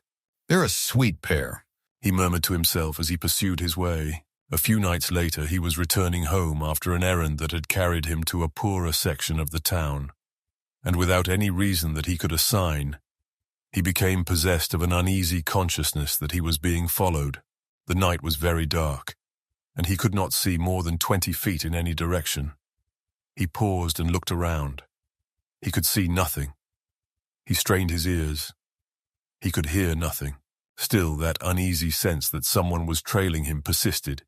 He tried to shake it off, but it clung to him stubbornly. I must be going crazy, he murmured to himself. At a moment when he was passing a high board fence, he stubbed his toe and nearly measured his length on the ground. At the same instant, a stone whizzed past just where his head had been a moment before and crashed against the fence. Startled, Ted looked about him. He could still see nothing, but he could hear faintly the sound of running footsteps. He started swiftly in that direction, but at the next corner found himself puzzled. The sound had died away, and he did not know whether to turn to the right or the left. On a chance, he chose the latter, with his eye fixed on a zone of light cast by a street lamp a couple of 100 feet away. If he were on the right track, the fleeing figure would have to pass through that zone, but no shape appeared, and Ted pulled up, chagrined. It was evident that he should have turned to the right, but it was too late now, for the miscreant, whoever he was, had had ample time to make his escape. Ted retraced his steps leisurely to the place where the dastardly attack had been made. By the light of a match, he saw the stone that had so narrowly missed him. Phew, he exclaimed. Lucky that I stubbed my toe, or it might have been all up with me. Who had done it? The answer was not far to seek. In all the world he had no enemies except the Gales. They alone had any motive to do him harm. Brewster Gale, of course, had not done it in person. His methods were those of the fox rather than of the wolf, but either Greg or Duck might have done it. Their hate of him was deadly, yet he rather wondered if either of them personally would have taken the chance of capture and swift reprisal. They were very careful of their skins. What was more likely, Ted concluded, was that they had hired some ruffian to do the deed. That it had not succeeded was no fault of one rascal's aim.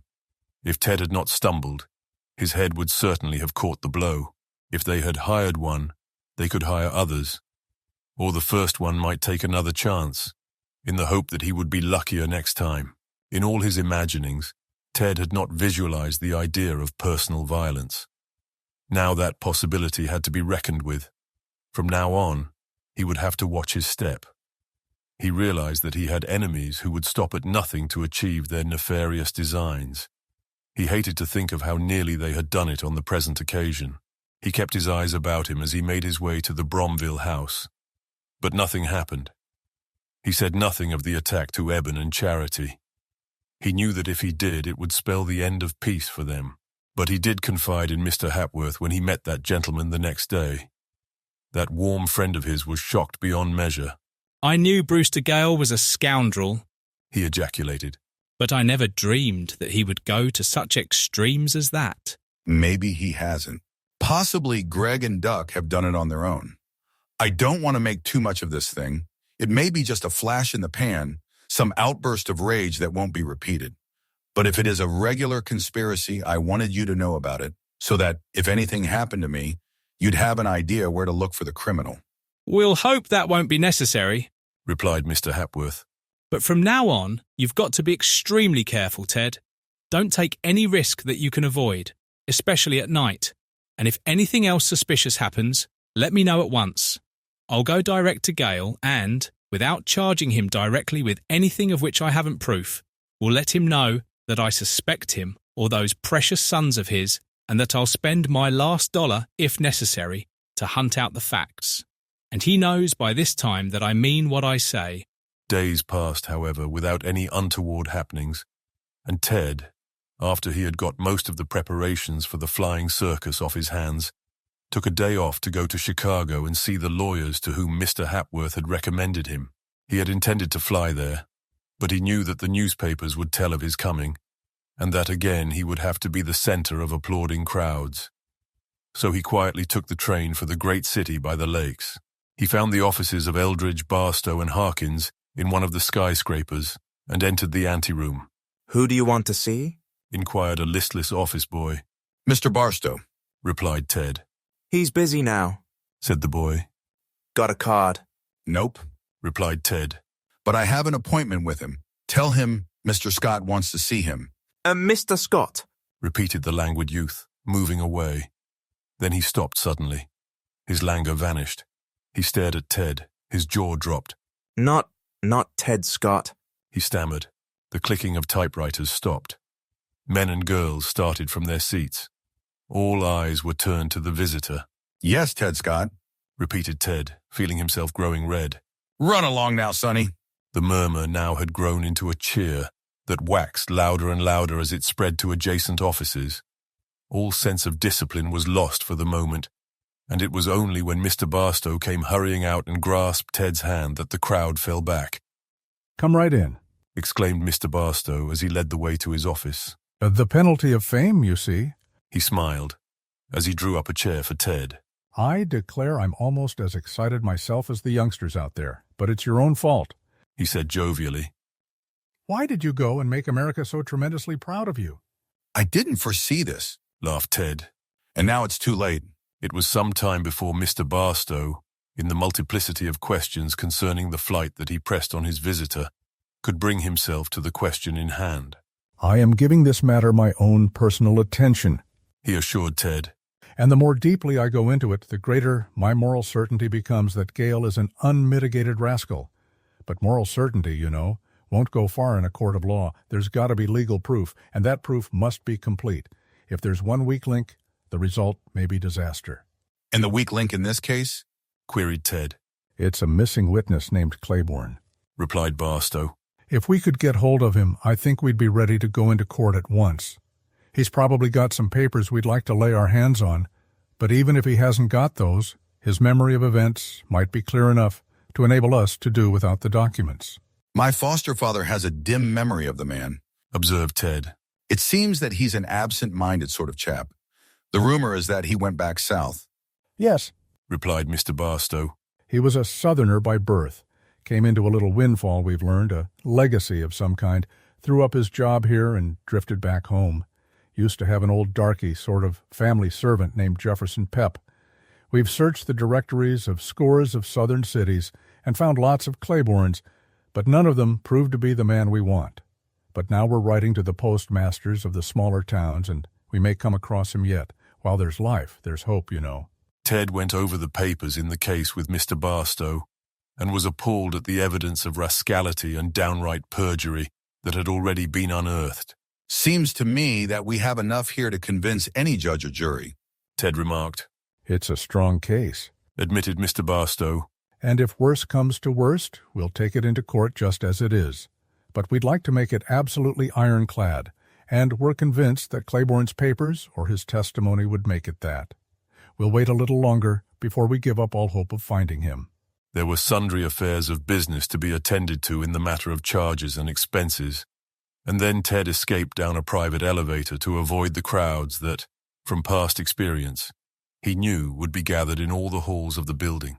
But he was not so lucky with the reporters, for those enterprising young men, scenting some such move, had sentries posted when Ted emerged, and they hung on to him relentlessly until they had drained him dry of what information he cared to impart regarding his future movements.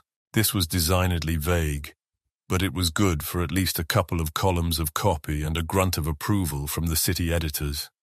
And to elicit even that from those grim individuals was good enough for one day. Returning to Bromville, Ted plunged deeply into the writing of his book.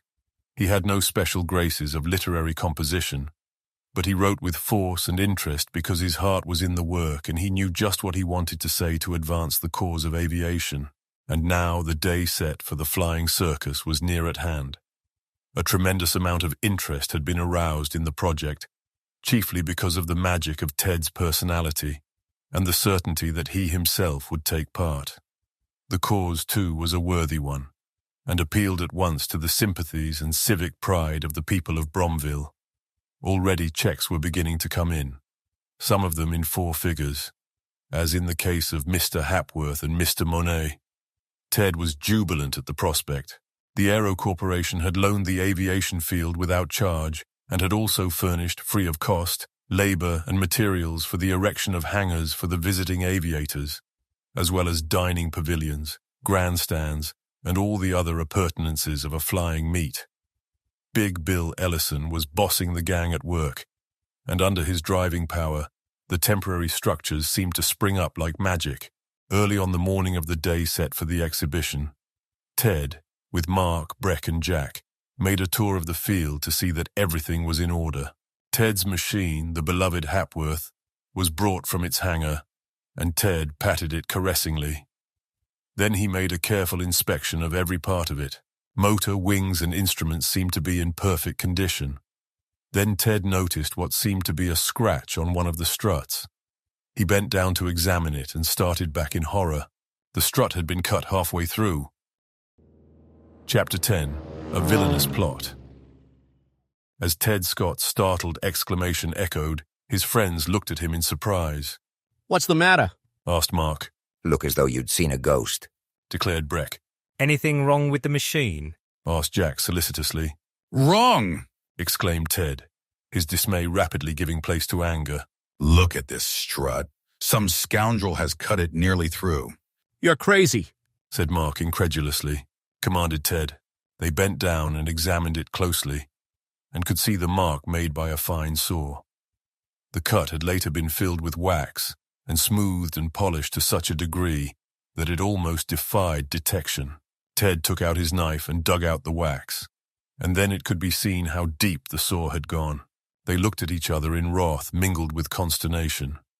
If Ted had gone up into the air with the plane in that condition, there was no question but that, in some of the more strenuous of the stunts, the weakened strut would have given way, and Ted might have come plunging down through the air to his death.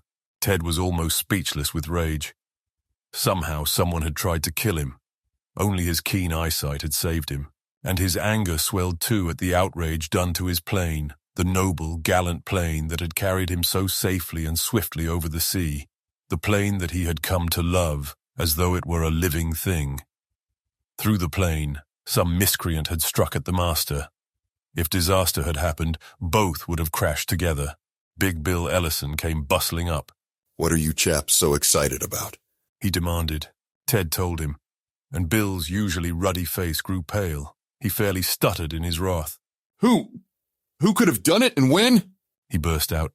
"It must have been done last night," answered Ted. "The plane was all right when I saw it yesterday. You see, there are a lot of workmen, pilots, and mechanics on the field, and no one would pay the fellow, whoever he was, any special attention. Besides, no one had dreamed that anything like this would happen. It would have been an easy thing to get into the hangar and work at leisure in the dark, but you bet that after this, there'll be a guard on the plane, night and day." "If I could get my hands on the villain, I'd tear him apart." Big Bill gritted through his teeth. "We'll notify the police at once and try to catch him." "Nothing like that," objected Ted.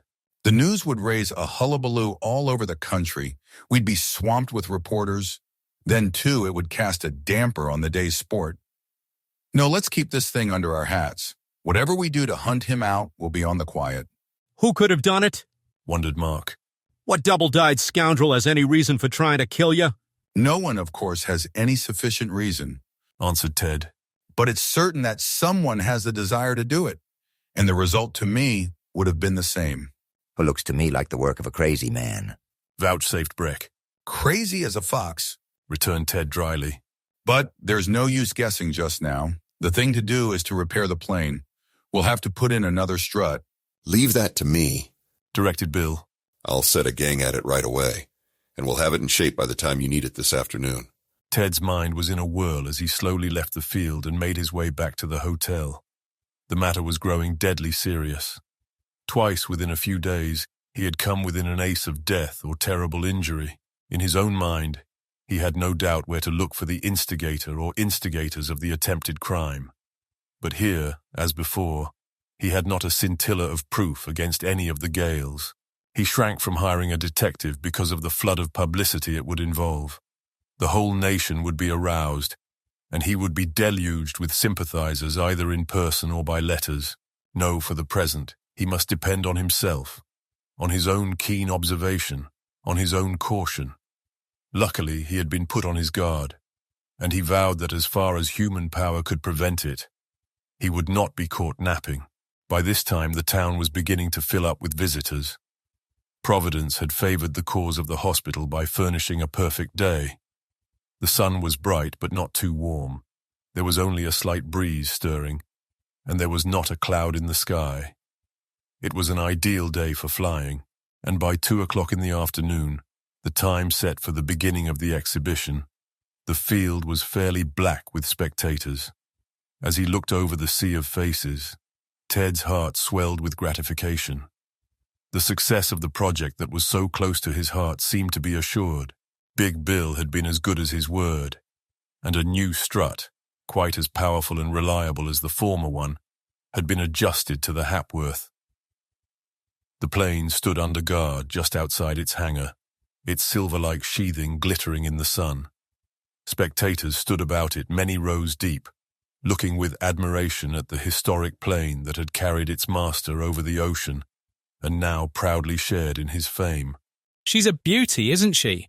asked a voice at Ted's elbow, and turning about, he saw Mr. Hapworth. "Nothing finer in the world," replied Ted. "You ought to be proud of your namesake," he added with a smile. "You bet I am," replied Mr. Hapworth emphatically. "If anything happened to it, I would feel almost as bad as though it were a living person." "Wouldn't like to see it smashed to bits on the ground, with me perhaps under it, huh?" questioned Ted. Mr. Hapworth shot a quick glance at Ted. "What do you mean?" he asked.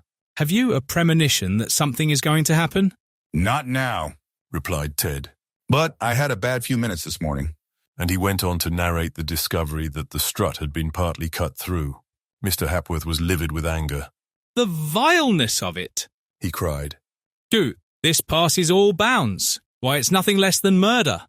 "That's what it was meant to be, I guess," replied Ted. "If I'd gone up with it in that condition, it would probably have smashed while I was going through some of my stunts. And I'd have smashed with it." "But something has got to be done," cried his friend. "What is there to do?" queried Ted. "You and I can guess pretty nearly who's responsible for it, but guesswork wouldn't go very far in court." They were interrupted by a member of the Committee of Arrangements, who came bustling up to consult with Ted, and Mr. Hapworth melted back into the crowd, but he did not stand for long in one place. He threaded his way through the throng as though in search of someone, and his eyes lighted up as he caught sight of 2 young men with field glasses near the center of the crowd. Unostentatiously, Mr. Hapworth took up a position sufficiently far behind Greg and Duck Gale to be shielded by some of the spectators from their sight, and yet near enough to note their every movement. The exhibition began with a sham fight in the skies that abounded in thrills enough to satisfy the most exacting. This was participated in by some of the Army aviators, who had taken part in struggles far more grim and deadly during the World War. The enemy's planes were marked with red, and those of the defenders with blue, so that the fortunes of the combat could be clearly followed by the spectators. Blank cartridges took the place of bullets. Far up in the sky appeared a raiding party of the Reds. They came in squadron formation, spreading out as they became more distinct and dropping flares that were supposed to represent bombs. Then from the ground soared up a fleet of blues to repel the attack. Hatch singled out an enemy plane and made for it. Then followed a thrilling series of evolutions, as each sought to obtain the weather position, the better to attack the foe. They darted in and out, up and down, with marvelous skill and celerity, and the crack of guns was almost continuous. At intervals, one of the planes would be theoretically crippled and put out of action. Then it would fall from a tremendous height and seem to be so surely doomed to smash that the hearts of the spectators were in their mouths. But at the critical moment, the pilot would sweep about on an even keel and come to a landing on one side of the field. The battle continued with varying fortunes, with now and then a red and less often a blue being ostensibly disabled, until the fortunes of war clearly favored the defenders. Then at last the enemy, defeated in his purposes, turned and fled with the blues in hot pursuit, like so many falcons after their prey, while the crowd, carried out of itself by patriotic enthusiasm, yelled itself hoarse at the triumph of the country's defenders. Blues in hot pursuit, like so many falcons after their prey, while the crowd, carried out of itself by patriotic enthusiasm, yelled itself hoarse at the triumph of the country's defenders. Mr. Hapworth noted that, while Greg and Duck followed the maneuvers with more or less interest, They were at times listless and distracted, as though they were waiting impatiently for some more important feature of the program. Then came a series of races about the field. Pylons had been set up at either end, and these were circled by the flyers at an amazing rate of speed. The way they cut corners, so that at times it seemed as though the wings of the machines almost grazed the pylons, kept the spectators on their toes with excitement. It was enough to stir the blood of the most sluggish and inert, and yet, even at the most breathtaking moments, Greg and Duck showed an apathy that, to say the least, was curious. And that singular waiting attitude still persisted, and it was only after a number of other spectacular features had been run off that they really seemed to rouse themselves. And that was when Ted Scott went up for the exhibition that had been reserved as the stellar feature of the program. Then at last, Greg and Duck seemed to wake up. Mr. Hapworth noted that their eyes were sparkling with mingled excitement and malignity. Half a dozen other planes formed Ted's escort as the Hapworth, like a silver streak, soared majestically into the skies. They went through a dazzling series of evolutions, maneuvering in tightly banked curves, diving, side-slipping, barrel-rolling, and executing figure-eights. Then the other planes went into a Lufberry circle, and one by one dashed out of it at a tangent and landed. 2 or 3 had thus gotten down when one of the remaining planes veered out of the circle, deflected probably by a bump in the air or the wash of the plane ahead. It dived slightly to clear the ships following, then rose to get back in the circle. Ted, immediately behind him, thought that the errant plane was leaving the circle to land when it first veered and was taken by surprise when it suddenly rose in his path. There seemed neither time nor space to maneuver, and it appeared inevitable that the Hapworth's propeller should catch the tail of the other plane and rip it into bits. But, quick as lightning, Ted, by a miracle of airmanship, turned to the right and zipped by with scarcely an inch between him and the other plane. That inch spelled all the difference between life and death. There had been a gasp of horror from the crowds below when a smash seemed unavoidable, and this was succeeded by a tempest of cheers when the planes had passed without collision. But 2 did not join in the cheers. "Hard luck," growled Greg as he passed the glasses to his brother. "He sure has a charmed life," mumbled Duck sullenly. "But he isn't through yet." All the other planes had now descended, and Ted was left alone in the skies. And that afternoon, Ted outdid himself in the daring and skill of his exhibition. He put the Hapworth through a series of stunts that surpassed anything even the experienced aviators present had ever seen. Loop-the-loops, side-slips, barrel rolls, and Immelmans followed each other in quick succession, while the crowd roared with delight and approval. "What can't that boy do with a plane?" ejaculated Mark Lawson as he clapped Jack Forrest on the back. "He sure has everyone else beat a mile," returned Jack. "Look at that nosedive." "And that tailspin," cried Breck excitedly. The faces of Greg and Duck were a study. Hope and fear, hope that something would happen, fear that it wouldn't, chased each other over their countenances, and the man who was watching them didn't lose a single shade of their expressions. Then, as a climax to the exhibition, Ted threw the plane over and whizzed across the field upside down. It was a fearfully daring stunt and involved a great strain on the plane. "That ought to do it," exclaimed Greg eagerly. "That will," cried Duck hopefully. "Just wait." Twice more, Ted zipped along in that hair-raising feat, then righted the plane and in long, swooping spirals came down to a perfect landing. With a muttered imprecation, Duck threw his glasses angrily on the ground. "You've dropped your glasses," came a voice from behind them. They looked around and saw Mr. Hapworth. Chapter 11. A Word of Warning. "I said you'd dropped your glasses," Mr. Hapworth repeated evenly. "Though perhaps it would be more accurate to say that you threw them down. Here they are." He stooped, picked up the glasses, and handed them to Greg with impeccable politeness. Resentment flared in the eyes of the twins, but Greg grudgingly accepted the glasses. Muttering a word of thanks, Mr. Hapworth asked conversationally. "Wasn't bad," Greg admitted, avoiding his gaze. "Some close calls, though," Mr. Hapworth continued in a light tone. "For instance, that moment when Scott, with his lightning-quick reflexes, narrowly avoided colliding with the other plane. I noticed you were rather animated at that point, so much so that you exclaimed something about hard luck. Of course you meant good luck. Sure, Greg muttered uneasily, casting a nervous glance at his brother. We really should be going, Greg. Duck interjected hastily. We're already late for that appointment. It's early yet, remarked Mr. Hapworth, undeterred.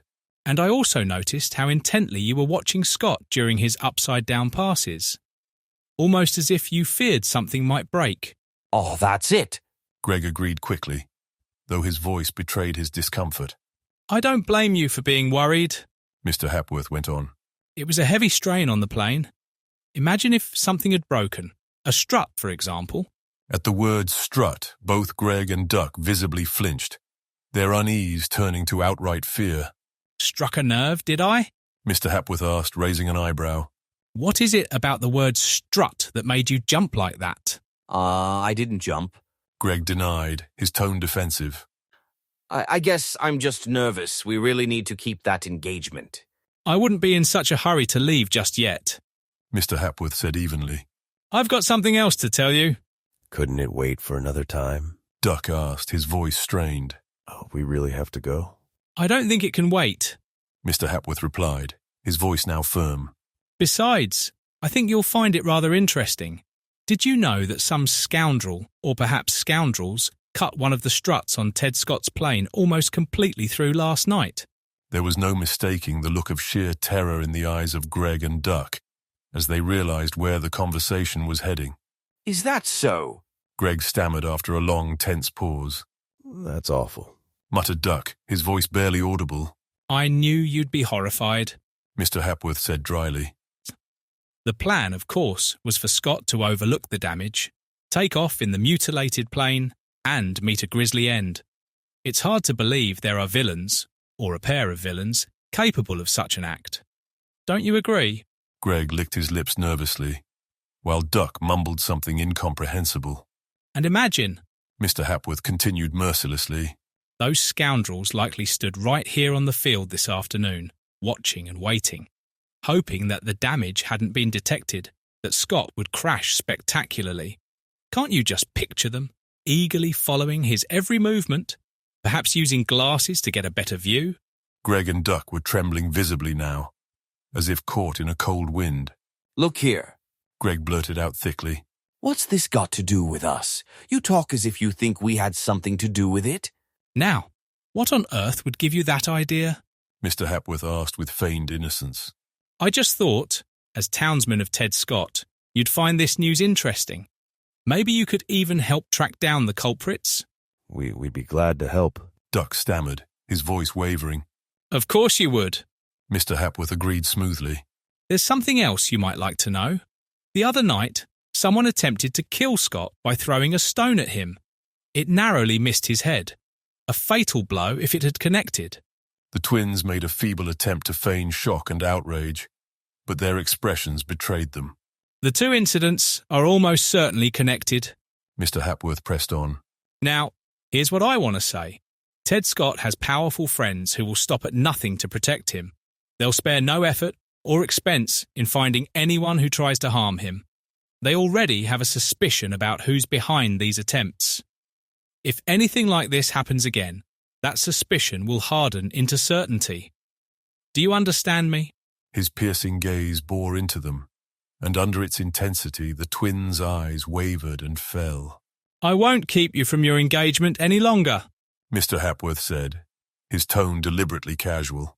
You've been so patient to listen to me, but if, by chance, you encounter anyone or any two who might have been involved in these acts, be sure to let them know. One more move, and they'll wish they had never been born. With that, he turned and walked away. The twins slunk off, their hearts pounding with a terror unlike anything they had ever experienced. Mr. Hapworth's words hadn't included a single direct accusation, but Greg and Duck understood perfectly well what he meant.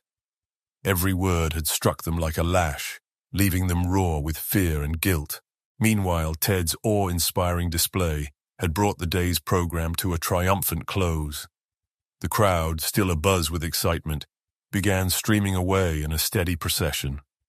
Everywhere, people were talking about the thrilling performances they had witnessed. From every perspective, the exhibition had been a monumental success, and the hospital fund had swelled far beyond even the most optimistic expectations.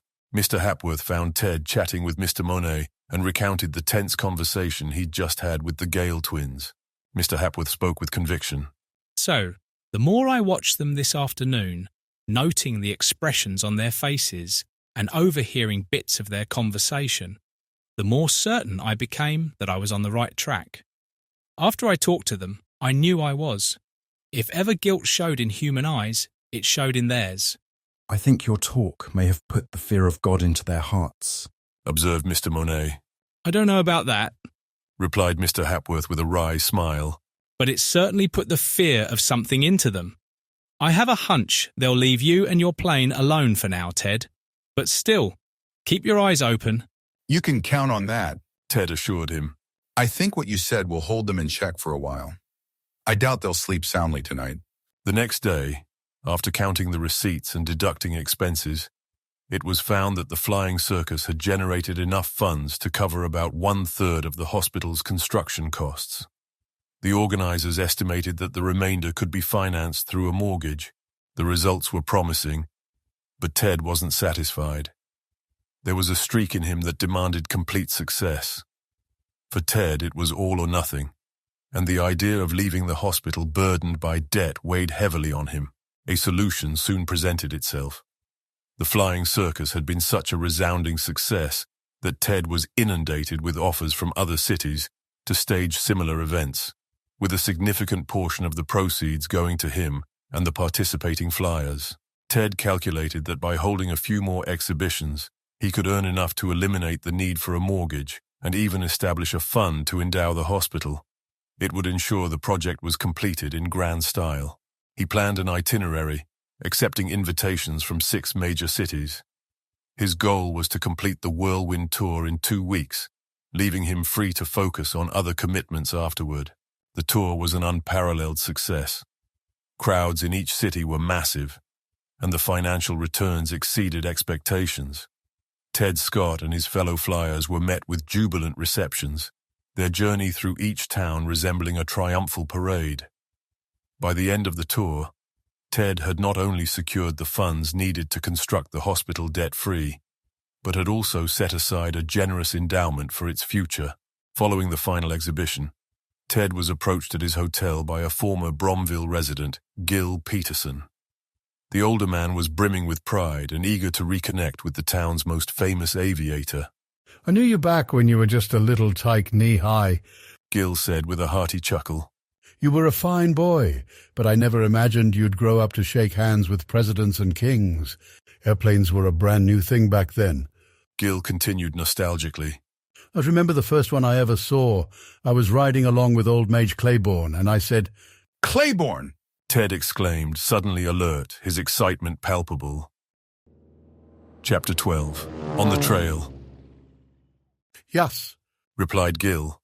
Claiborne, that was his name, and I says to him, says I. Pardon me, Gil, interrupted Ted.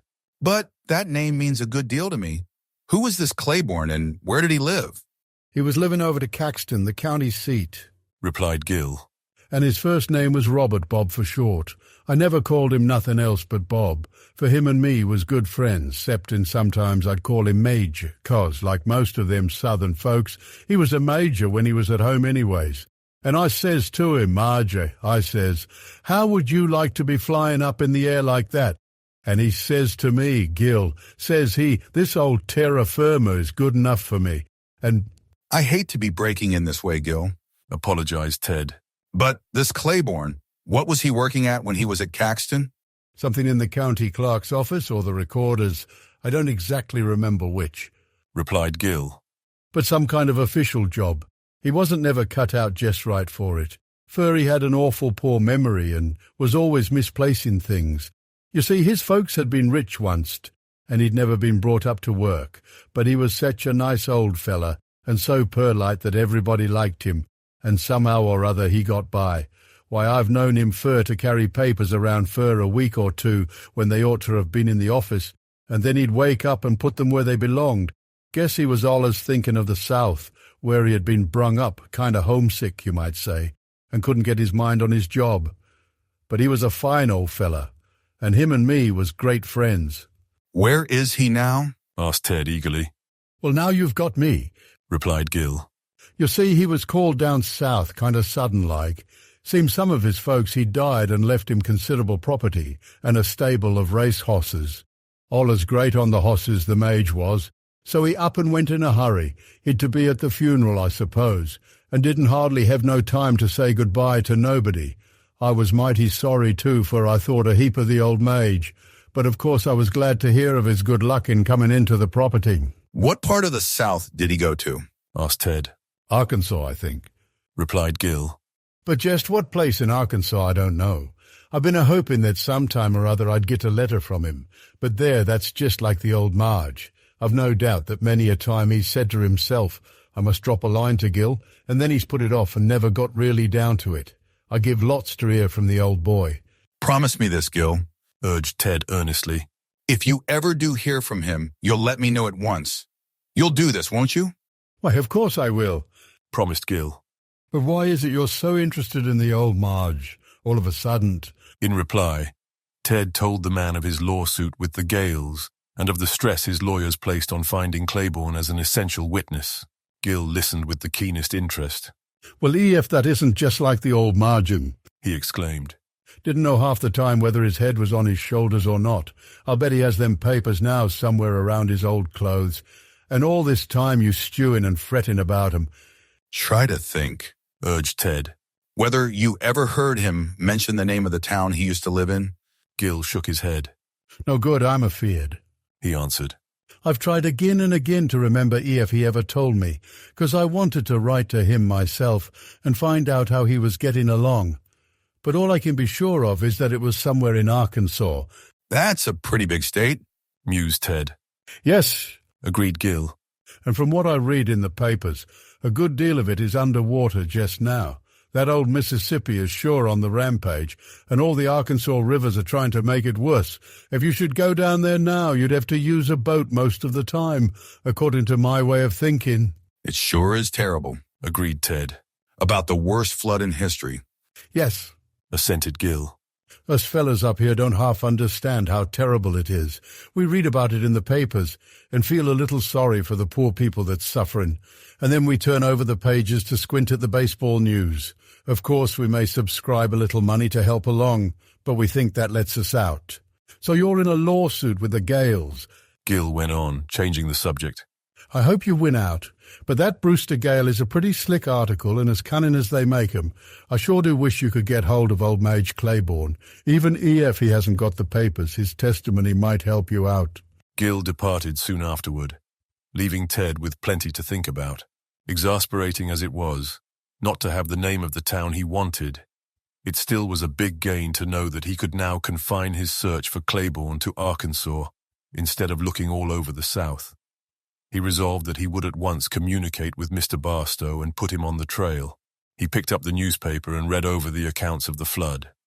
It was not difficult to find them, for they covered most of the front page and many columns on others. Up to that time, Ted had been so engrossed with his book and the tour of the flying circus that he had given the flood only cursory attention. But now, as he read carefully, his heart was wrung by the poignant details. Hundreds of thousands of poor people compelled to leave their little homes to the mercy of the raging waters. Thousands of square miles of territory submerged. A vast but as yet unknown number of lives lost.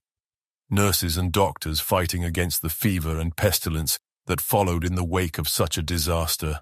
As he turned the page, he came upon a proclamation of the Red Cross detailing the terrible need and calling for volunteers. Not only doctors and nurses were wanted, engineers were needed. And what was this? Aviators. Aviators to be the eyes of the vast army fighting the floods.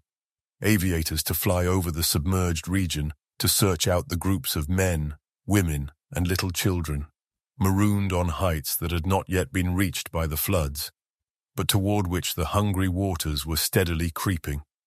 Aviators to rescue families huddled on the roofs of their houses, tumbling and tossing in the foaming torrent. He threw the paper on a table and leaped to his feet. In a few strides, he had reached the telegraph desk in the hotel. There, he scribbled a message to the head of the Red Cross Society in Washington, offering his services and promising to report at the earliest moment possible. He wound up the flying tour, paid off his helpers, and remitted the balance of his funds to the Bromville Bank to be held in trust for the needs of the hospital. Then he jumped into the cockpit of the Hapworth and soared up into the skies for his journey to the old hometown, where he needed a day or two to put his affairs in shape. Luckily, his book was just about finished. He made the few final touches and sent it off to his publishers. His other plans could wait till he got back. Eben and Charity were sore-hearted at the thought of his leaving them, but were reconciled by the thought that he was going on an errand of mercy. Mr. Hapworth and Mr. Monet were also wholeheartedly in favor of Ted's project. It will be not only the help you can personally render, but also the value of your name, observed Mr. Hapworth. That will be a magnet to attract many other aviators who might not have volunteered otherwise. They'll be glad to be part of anything Ted Scott is associated with. And if you are assigned to the Arkansas district, you may be able to find out something about this Monsieur Claiborne you are seeking, added Mr. Monet. Ted had shared with both his friends the details of his conversation with Gil Peterson. Yes, assented Ted. But that will be purely incidental. I'll go wherever the Red Cross sends me, wherever they think the need is greatest. If I should come across Claiborne, that will of course be a bonus. Anyway, after the crisis is over, I may stay down there for a while and make a thorough search for him. Your going to Washington will help you kill two birds with one stone, suggested Mr. Hapworth. While the Red Cross is deciding where to send you, you can have that interview you promised with the aviation authorities. Good idea, agreed Ted. I'll telegraph the secretary that I'm coming. No need for that, smiled Mr. Hapworth. The papers have already picked up your telegram to the Red Cross, and they're playing it up big. Anything connected with Ted Scott is front-page news. Ted made a wry face. Am I never to have any privacy? He lamented. Your own fault, laughed Mr. Hapworth. Why did you fly over the Atlantic? A few days later, Ted took off from Bromville and headed for Washington. He was greeted by a large crowd at Bowling Field, but managed to extract himself quickly to report to the Red Cross headquarters. His arrival caused a sensation. It was astonishing how many employees suddenly discovered urgent business in the offices where Ted was meeting with the chief. Others, unable to invent such pretexts, contented themselves with passing by the door, hoping to catch a fleeting glimpse of the nation's idol. Do you have any preference as to where you'd like to be sent? Asked the chief once they got down to business. None at all, replied Ted promptly. Send me where the need is greatest. There's not much choice, the chief said sadly. The need is overwhelming everywhere. Still, Arkansas seems to be the hardest hit at the moment. How about Arkansas? Works for me, said Ted, inwardly rejoicing that the assignment aligned with his hope of locating the missing witness. Arkansas it is, then. When can you be ready to start? This afternoon, if you like. I have a meeting with the aviation chief, but that'll only take an hour or two. After that, I'm good to go. You'll be using your own machine, I assume? Absolutely. That's fine. However, once you're in the flooded district, you may need to switch to a seaplane. You might have to land on water more often than on land. There'll be plenty of Navy planes available, and you can take your pick. Works for me, said Ted, though he added, It'll be tough to leave the Hapworth behind, but I know how to handle both types, and I'll go with whatever's most needed. Understood, the chief said. I'll have everything arranged by 4 o'clock this afternoon, but if you take off then, you'll be flying at night. Maybe you'd prefer to wait until morning. It'd be safer. I'd rather go today. Flying at night is no issue for me. My airmail service route was at night, so I'm used to it. And this old Earth inductor compass of mine is better than eyes. Ted hurried to the Government Aviation Department, where he was promptly ushered into the office of the secretary, who greeted him with enthusiasm. Have you come prepared to take that government position I hinted at in my letter? The secretary asked jovially. Hardly, replied Ted with a smile. The secretary threw up his hands in mock amazement. Chapter 13. Winging Through the Night. Is it possible? Exclaimed the secretary. That there's actually one man in the United States who doesn't want a government office? Not just possible, but certain, Ted replied with a smile. Don't think for a moment that I don't appreciate the honor. I do fully, but I know myself well enough to realize I'm not suited for office work. My place is out in the open. Would rather fly than eat, I suppose? The secretary said, grinning. That's about right, Ted admitted. Though I won't skip out when the mess call rings. Well, I'm sorry to hear that. The secretary said sincerely. I'd love to have you with us, not only because of your expertise in aviation, but also because the government wants to honor your remarkable achievements. Your exploits have brought a sense of pride to young Americans everywhere, and we'd like to officially recognize that. The president already did more than enough when he pinned the flying cross on me, Ted said, glancing down at the medal on his coat lapel. That's recognition enough for me. But while I don't want an office, I'm always happy to provide any information or suggestions that might be useful, though I'm not sure how much they'll really help, he added modestly. If we can't get what we want, we'll take what we can, the secretary said with a chuckle. Actually, I'd like to hear your thoughts right now about some of the challenges we're facing in air transportation. Your experiences in Europe could be a real asset to us. The two dove into a discussion about commercial aviation, focusing on the need for establishing airports along key routes. The secretary was impressed by the depth of thought Ted had clearly given to the subject. As their conversation reached a pause, Ted leaned forward. There's another idea I've been thinking about. What's that? The secretary asked, intrigued. The idea of an airplane station in the middle of the ocean.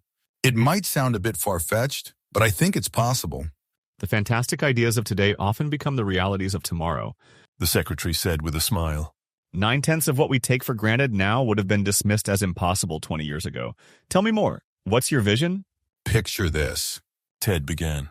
A large ship, or better yet, an enormous barge, anchored in the middle of the ocean, roughly halfway between America and Europe. It would have a flying deck for planes to land and take off, along with workshops for repairs and storage for fuel, parts, and other supplies. A sort of halfway house for ocean aviators, the secretary mused. Someplace they could turn to in case of storms or emergencies. Exactly, Ted said, his eyes lighting up. It could be a game changer for a transatlantic flight, giving pilots a safety net and a hub for maintenance. It's ambitious, I know, but it's not impossible. The secretary leaned back in his chair, clearly impressed. It's a bold idea, he said. But the boldest ideas are often the ones that shape the future. This is definitely worth exploring further.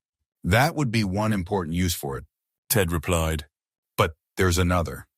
An aviator flying from America to Europe, or vice versa, would only need to carry half the fuel they currently do. Right now, planes have to carry so much gasoline there's hardly room for anything else. By cutting that weight in half, they could carry more mail or freight instead. That's a practical angle, the secretary agreed, nodding. And a good one. But you mentioned anchoring the ship or barge. Where in the middle of the ocean could you find a place shallow enough for an anchorage? There's a spot that seems almost made for this purpose. It's close to the midpoint of the route. If you measure the distance between St. John's, Newfoundland, and Cape Clear, Ireland, it's about 1,800 miles, roughly 700 miles from Cape Clear and about 1,100 miles from St. John's. There's a submerged mountain range called Faraday Hills. The bank stretches about 40 miles east to west, and the seabed is coral mud. They've already measured depths there at around 3,700 feet. So in round numbers, we could anchor at about 4,000 feet. That's still awfully deep for a heavy iron or steel cable, the secretary pointed out. Most of the cable's strength would be used just to support its own weight. True, Ted admitted. But that problem can be solved by using flexible wire hawsers. Such hawsers are designed to support their own weight down to 40,000 feet and still have enough strength left to anchor the ship securely. You seem to have an answer for everything, the secretary said with a smile. Is there another site more suitable than Faraday Hills? Not really. There's Flemish Cap, but it's only 325 miles east of Newfoundland, too close to one side of the route to be a true midpoint. Its shallowest depth is about 58 fathoms, but it wouldn't be safe because it lies in the path of Arctic drift ice. So that's out. And the ship or barge itself? The secretary asked. It would have to be massive to allow planes to land and provide a runway for takeoffs. It wouldn't need to be longer than the Leviathan, Ted said. But it would have to be a bit wider. You could dedicate about 400 feet of the afterdeck for landing planes. That's the length used by current aircraft carriers, and it works well. For takeoffs, the forward section, about 500 feet, could serve as the runway. Or if needed, catapults like the ones used on some of our battleships could launch planes into the air. But what happens if a storm causes the ship to rock so much that planes can't land on the deck? The secretary asked. In that case, the planes could land on the water in the lee of the ship. Cranes could then lift them aboard. How would pilots locate the anchored ship in fog or darkness? Came the question. The inductor compass and radio would be key, but the barge would also use powerful floodlights, searchlights, and send up rockets. It could fire signal guns and sound its sirens to guide pilots in. Ted leaned forward, his enthusiasm growing. The possibilities of the idea are nearly endless. Beyond aiding aviators, the ship could serve as a resource for disabled steamers or sailing vessels. It could have a full workshop for repairs, supplies of food and fuel, hospital facilities, and even laboratories for testing and research. Imagine experts on board studying meteorology, oceanography, and marine biology. It wouldn't just serve aviation, but could also contribute significantly to the world's knowledge. He paused and laughed. But here I am, rambling on. Not rambling, you're speaking with purpose. The secretary countered. Every word of yours carries weight. You're overflowing with ideas. You've given me a lot to consider. Now I'm even more regretful that you won't take a government position. I'm practically under the government already. Ted grinned as he stood. But I need to hurry to the Red Cross before they fire me. Fat chance of that. The secretary laughed, shaking his hand warmly. The Red Cross had prepared Ted's instructions during his meeting. He was to report to Colonel Ashdown, overseeing relief efforts in the Arkansas flood zone, where he would receive his specific assignments. Ted made his way to Bowling Field, where the Hapworth stood with its wings spread, as if eager to take flight. He ran a hand over its side affectionately, then meticulously inspected every part of the machine, a practice he never skipped. The reputation for luck that surrounded Ted Scott was a misnomer. His extraordinary success came not from luck, but from the care, planning, and intelligence he applied to every task, paired with his skill and unshakable courage in the air. Satisfied with his inspection, Ted climbed into the cockpit. With a signal, the blocks were cleared, and with a wave to the onlookers and a flash of his characteristic smile, he raced down the runway. The crowd cheered as the Hapworth soared skyward. Ted circled the Washington Monument before pointing the plane southward. The afternoon had been bright and clear, but as the day waned, heavy, ominous clouds began to gather. Dusk descended, bringing with it a thick mist that soon turned into an impenetrable fog. Below him, the world vanished. Not even the lights of the cities beneath him pierced the dense, clinging darkness. Ted might as well have been a lone traveler navigating a lost, shadowy world. Despite the eerie isolation, Ted felt no fear. His transatlantic journey had taught him to trust his Earth inductor compass, a marvel of technology that seemed almost intelligent in its precision. Even so, he remained vigilant, keeping a close eye on his altimeter. As he neared the Blue Ridge Mountains, he knew he would need to maintain sufficient altitude to avoid any jagged peaks hidden in the murky darkness below. What worried Ted most was the growing force of the wind. It wasn't long before it had strengthened into a fierce gale, and as the hours dragged on, it escalated into a howling tempest. If the wind had been at his back, Ted could have simply let the gale push him along. But this wind seemed to come from everywhere at once, with a cyclonic fury that tossed his aircraft like a leaf in a raging river. Crossing the mountains was perilous even under ordinary conditions due to the powerful air currents that surged through the gorges. Now, with this relentless storm raging, the danger was multiplied many times over. Few pilots could have survived such a tempest. It demanded every ounce of Ted's skill, nerve, and resourcefulness to keep his craft steady and avoid disaster. He maneuvered with intense focus, dodging, twisting, yielding when necessary, and tacking to avoid the most violent gusts. Ted searched the skies above and below for layers of air where the wind might momentarily ease. It was a grueling battle against the elements, fought for hours with unyielding determination. Finally, the storm relented, as though acknowledging its inability to defeat such a determined opponent. It retreated, growling like a thwarted beast denied its prey. Ted emerged victorious, but the toll was evident. His face was pale and drawn, his body drenched in sweat, and his strength nearly spent. Even the storm he had braved over the Atlantic hadn't drained him so completely. Yet despite his exhaustion, a deep sense of triumph filled his heart. He had faced death head-on and prevailed. As the adrenaline ebbed, he realized how hungry he was. During the battle, food had been the last thing on his mind.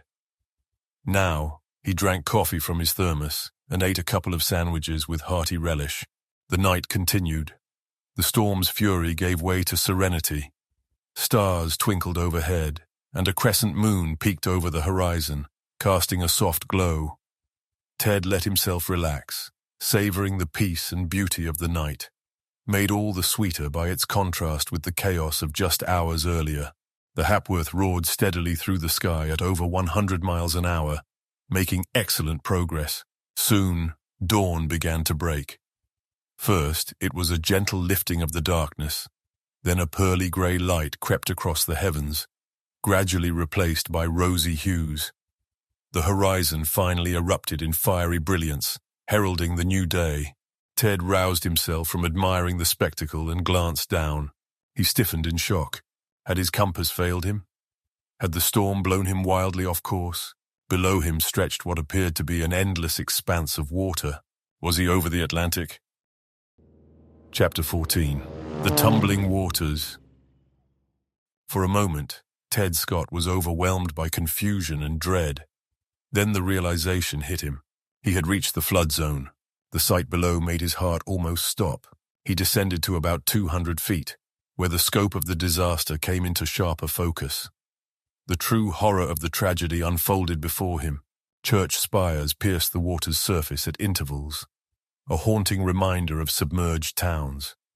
The tops of trees marked where forests once stood, now swallowed by the flood. Houses torn from their foundations drifted aimlessly in the current. Among the wreckage floated the swollen bodies of horses, cattle, sheep, and other domestic animals, just a fraction of the countless lives lost. The scene chilled Ted to the core, and his hand trembled on the controls. He had read about the devastation, but words could never have prepared him for the reality. Now, more than ever, he understood the enormity of the tragedy, and with a sinking heart, he knew he had yet to see the worst. He silently thanked God for the decision that had led him to join the flood fighters. With all landmarks obliterated, Ted relied entirely on his compass. He was bound for Gordonville, a city on higher ground near the flood's center, which had become a crucial hub for relief efforts. Carefully checking his bearings, he adjusted his course. Yet his eyes kept drifting downward, drawn to the grim spectacle below. Every so often he spotted a patch of high ground, crowded with tents that looked like temporary cities. Refugees huddled there, having fled the raging Mississippi's relentless advance. It was close to 10 o'clock when Ted finally spotted Gordonville. Circling above, he began searching for a place to land. There was no proper airfield, but he found a relatively smooth meadow where several other planes were already parked. With precision, he guided his craft down to a graceful landing. Barely had the plane come to a stop when a crowd of pilots, mechanics, soldiers, and civilians gathered around him. A tall man in uniform, exuding authority, stepped forward and extended his hand. "You must be Ted Scott," he said warmly. "None other." Ted replied with a smile, shaking his hand. "And you must be Colonel Ashdown, the man I was told to report to." "That's right," the colonel said. "I can't tell you how glad we are to have you with us. When word got out that Ted Scott was coming, it sent a wave of hope through this whole district. People think you can do anything. Honestly, some of them probably expect you to stop the flood single-handedly." Ted laughed. "They're in for a letdown," he said. "But I'll do whatever I can. Just tell me where to go and what to do." "There's no shortage of work," the colonel assured him. But first, you need rest. You've been flying all night. Rest can wait, Ted replied firmly. I'll have time for that later. I want to get started right away. I should have known you'd say that, the colonel said with a chuckle. Fine, have it your way. Come with me to my quarters. Join me and the other officers for lunch, and I'll brief you on the situation and our priorities. You can handle both seaplanes and airplanes, can't you?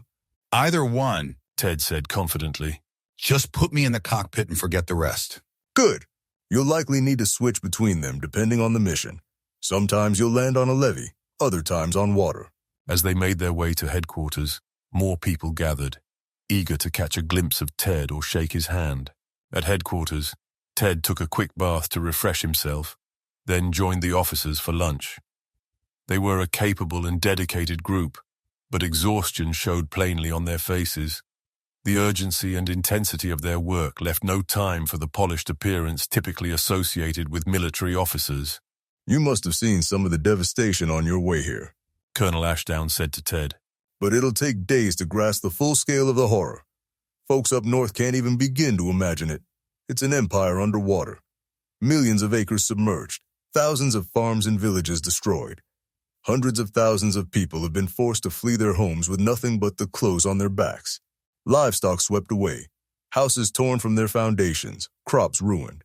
Families are scattered, children crying for their parents, mothers mourning their children, fathers desperately trying to keep their families together. Ted's face grew somber. It's heartbreaking, he said quietly. A terrible disaster. The worst of this century, except for the war, the colonel said gravely. Nothing is more devastating than the fury of water. Fire doesn't compare. The Mississippi seems to mock us. We block it in one place, and it breaks through in another. We're like ants fighting a giant. You're fighting bravely, though, Ted said with conviction. The Red Cross and the Army have done incredible work. The whole country is inspired by the stories of courage and sacrifice coming out of this. They're doing their best, the colonel agreed. And so are the volunteer engineers, nurses, aviators, and countless others. The afflicted people themselves aren't just sitting back waiting for help. They're working like beavers to save what they can. The first thing any able-bodied man does after ensuring his family's safety is jump into whatever task needs doing. Hundreds of thousands are working on the levees and other jobs. Even the convicts are pitching in, willingly giving their all. But it's a monumental task ahead of us. The two pushed back their chairs and stood. Come with me. I'll show you what I'd like you to start on first. Ted followed him to the water's edge, where several seaplanes floated serenely, moored to an improvised dock. Are you familiar with radio? Absolutely. I can send and receive, though the Hapworth doesn't have radio equipment. That's easy to fix. I'll see that it's installed tonight. For now, here's the task. I need you to fly within a radius of 10 or 15 miles, using Gordonville as your base. Stay at about 200 feet, and from there, you'll be able to spot what's happening below. Look for any small patches of higher ground where families might have taken refuge. Note their locations as accurately as you can. Then report back here. I'll send out a boat to rescue them. When the radio's installed, you'll be able to relay the information directly from the air. But for today, make as many trips as needed, coming back to update us before heading out again. Tomorrow, you'll likely spend the whole day in the air. I'm taking you at your word and setting you up with a full schedule. They parted, and Ted hurried back to the meadow where the Hapworth waited. He gave it a thorough inspection to ensure it hadn't been damaged by the previous night's storm. Satisfied that the plane was sound, he refueled the tanks and took off, ready for his mission of mercy. Throughout the long afternoon, Ted crisscrossed the flooded landscape in wide circles, his keen eyes scanning the turbulent waters. Time and again, he spotted small islands of higher ground where stranded families clung to hope as the water rose ominously around them. With the Hapworth's speed, it took only minutes to return to headquarters with each report. Rescue boats were promptly dispatched, saving countless lives. As dusk approached, Ted noticed a fragment of levee still standing, about 500 feet in length. The water had breached it above and below, creating torrents that surged through the gaps. The isolated section of levee had become an island. Swooping lower, Ted's heart sank as he spotted 3 figures on the precarious stretch. A man, a woman, and a baby. The man lay motionless on the ground, appearing unconscious or worse. The woman clutched the baby in one arm while frantically waving at the plane with the other. Ted's mind raced. He knew that by the time he could return to report and dispatch a boat, the levee would be gone. There was only one option.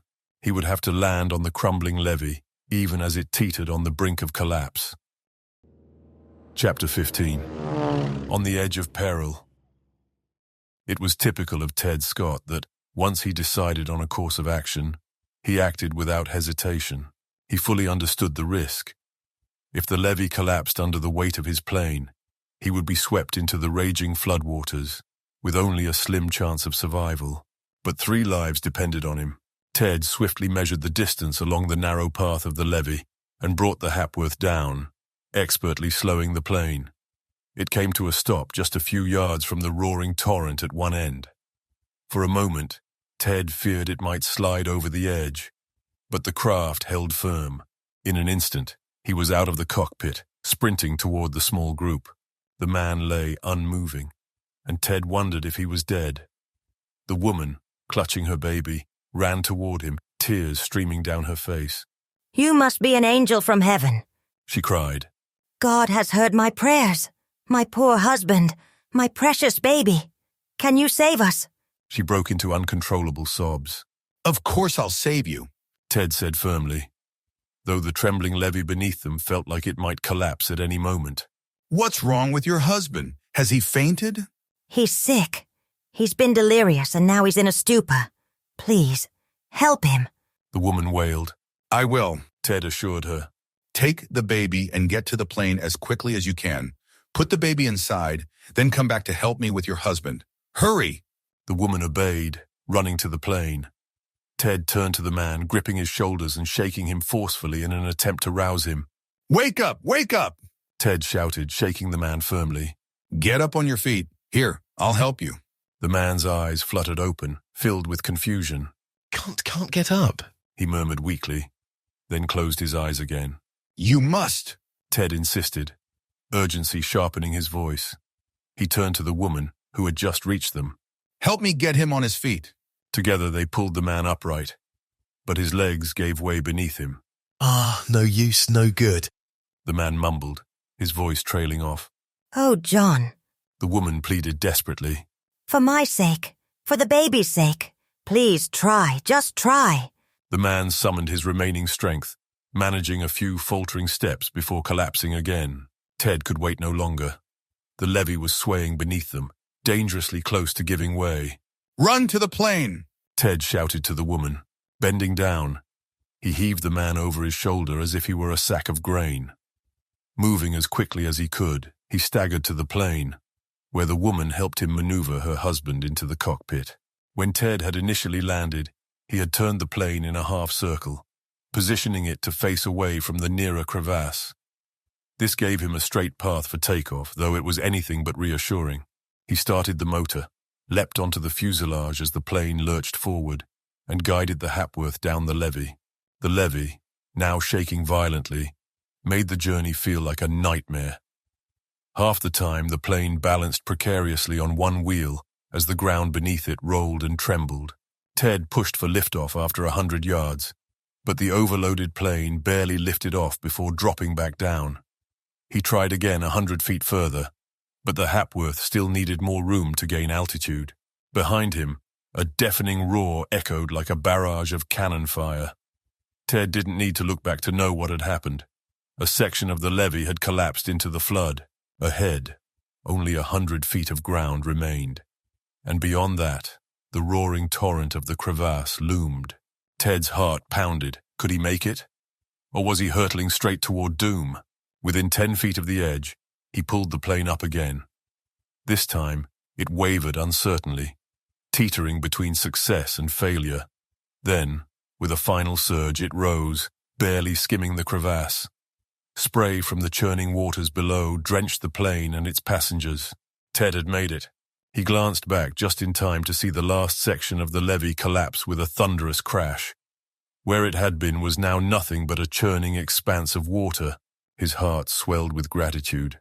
Against all odds, they had escaped. He looked into the cockpit to check on his passengers. The woman sat cradling her husband's head in her lap, gently smoothing his disheveled hair. On the floor of the cockpit, the baby gazed up at Ted with wide eyes. Ted smiled, and the baby let out a happy crow of laughter. A sudden moisture blurred Ted's vision. He blinked quickly. There was no time for sentiment now. He needed clear eyes to guide the plane safely. The woman tried to speak, her lips moving in what were surely words of gratitude. But the roar of the motor drowned out her voice.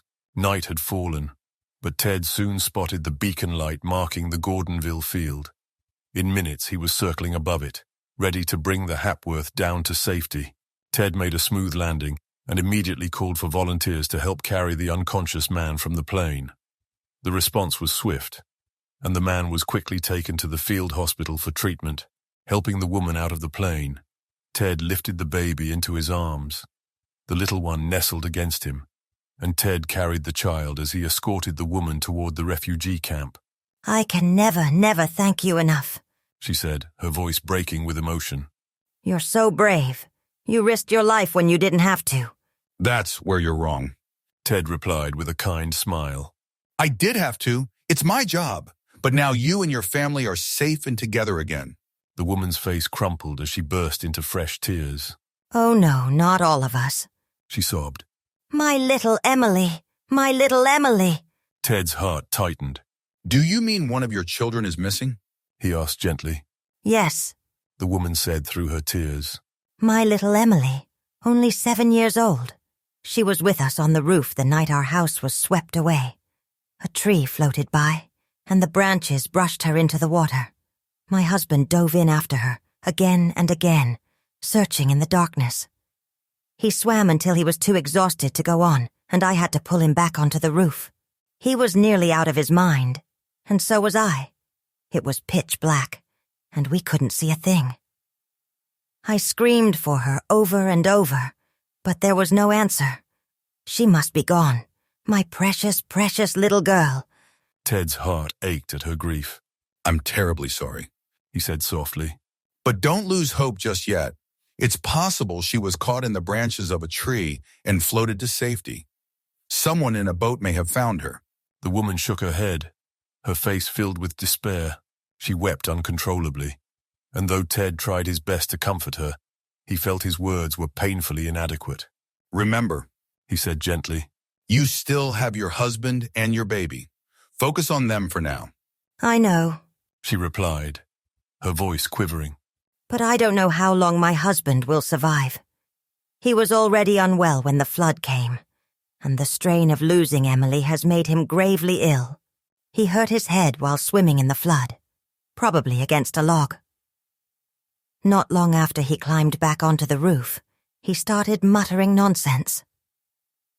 Toward morning, the house drifted into the levee where you found us. I managed to get off the roof with the baby, then pulled my husband off too. He's been in a stupor ever since. As they reached the edge of the refugee camp, a bustling scene unfolded before them.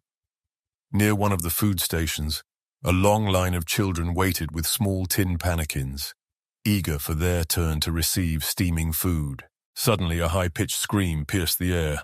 Mother! Mother! A little golden-haired girl darted out of the line and ran toward them. Emily, my darling child! The woman cried, dropping to her knees and scooping the girl into her arms. Tears streamed down her face as she clutched her daughter tightly, overwhelmed with joy and relief. Chapter 16. Scary Enemies. It was a scene of wild and unrestrained emotion as mother and daughter clung to each other, their joy so profound it swept through the gathered crowd, leaving few dry eyes among the onlookers. When the pair finally managed to speak coherently, the little girl recounted her harrowing experience. As she was swept into the water, she instinctively grabbed at some branches, which carried her to the fork of a tree. The branches held her above the flood's surface. Though she heard her mother's desperate cries and tried to respond, fear and the roar of the waters rendered her small voice inaudible. The tree, carried swiftly by the current, drifted far from the floating house and disappeared into the darkness.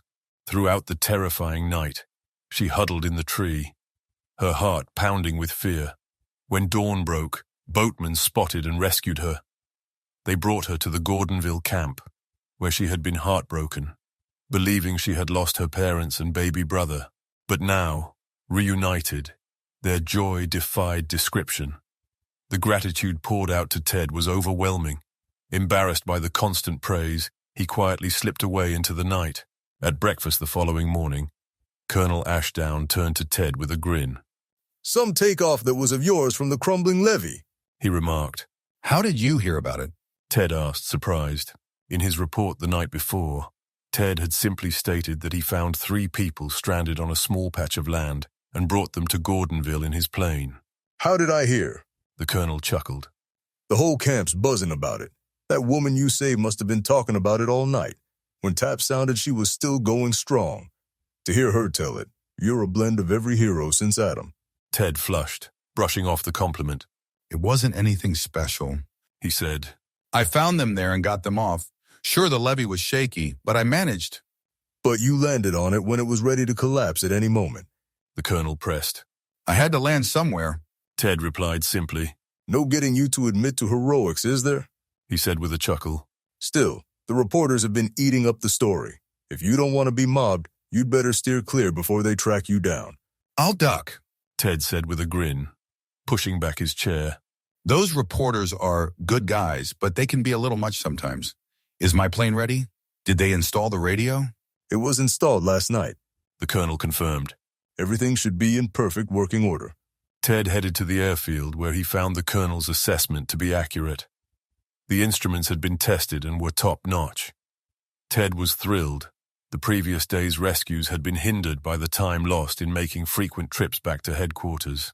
With the radio now installed, he could focus entirely on the mission.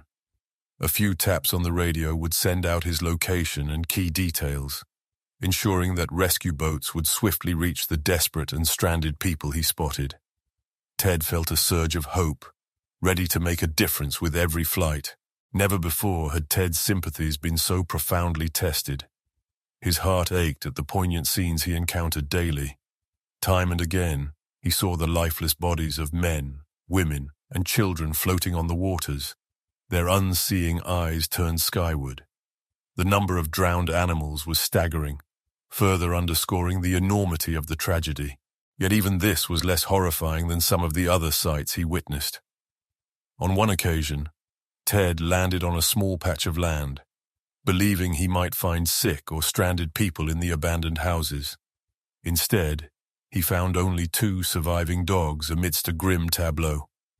Surrounding them were the remains of pigs and other dogs, stripped to the bone. The grim reality was unmistakable. Starving and desperate, the dogs had killed and consumed the pigs. Once those were gone, they had turned on each other, leaving only the strongest alive. Similar macabre scenes were undoubtedly unfolding in countless other places. It was a grim carnival of suffering and death. Even inanimate objects carried a haunting pathos as they drifted in the floodwaters. Shattered houses floated aimlessly, once places of warmth, laughter, and love, now reduced to little more than splintered wood. Among the debris, Ted glimpsed doll carriages once cherished by little girls and rocking horses on which boys had ridden with joyful shouts, heartbreaking reminders of lives that had been full of happiness and hope. Ted had to push these sorrowful images to the back of his mind. Dwelling on them would paralyze him, and there was too much work to be done. He sought solace from his grief through tireless action. Among the vast army of volunteers, no one worked harder than Ted. From sunrise to sunset, and often well into the night, he worked without rest. He made countless personal rescues like his first, landed to shore up faltering levees, and tackled whatever tasks were most urgent. By nightfall, he was often so exhausted that he could barely climb out of his plane. Many nights Ted forwent sleep entirely. He worked in the refugee camp hospitals, subduing delirious patients, assisting the overburdened nurses, and taking on any duty no matter how taxing. His relentless efforts moved even the seasoned Colonel Ashdown to intervene. Not too much, Scott," the colonel admonished. "You're already doing the work of 2 or 3 men. You're only human, my boy. You need to slow down before you burn yourself out." "Don't worry, Colonel," Ted replied with a laugh. I'm far from burning out. I'll rest plenty when this is all over. A week later, while on a flight, Ted noticed his engine starting to miss. He was miles from the airfield and reluctant to waste time returning. Confident in his abilities as a mechanic, Ted decided to handle the necessary repairs himself. Scanning the horizon, he spotted an island a few acres wide. Carefully, he examined it for signs of human presence, but found none. Satisfied, he prepared to land and begin his repairs. Ted assessed the island as a potential landing field. Apart from a single clump of trees, the ground seemed level and smooth enough. He had successfully landed under worse conditions before, so he maneuvered the Hapworth carefully, selecting a stretch of land that appeared most suitable. With precision, he touched down. The landing so smooth it barely caused a jolt. He brought the plane to a stop near the clump of trees, seeking shade from the intense rays of the sun that beat down relentlessly. Rolling up his sleeves, he bent over the motor to begin his repairs. As he worked, a strange rustling sound from the water's edge caught his attention. Turning his head, Ted froze. Charging toward him was a massive alligator, the largest he had ever seen. Its scaly hide glistened with water, its jaws snapped ominously, and its glowing eyes burned with ferocity. Chapter 17. Treed. For a moment, Ted Scott's heart seemed to stop. The enormous beast, dripping from its recent emergence from the water, moved swiftly and with purpose. Its snapping jaws and menacing glare made its intentions clear. Ted's paralysis lasted only an instant.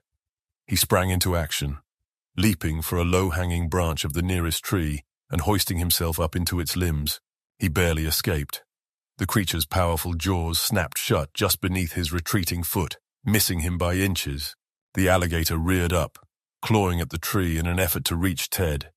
It strained toward the branches, but fell short by a few inches.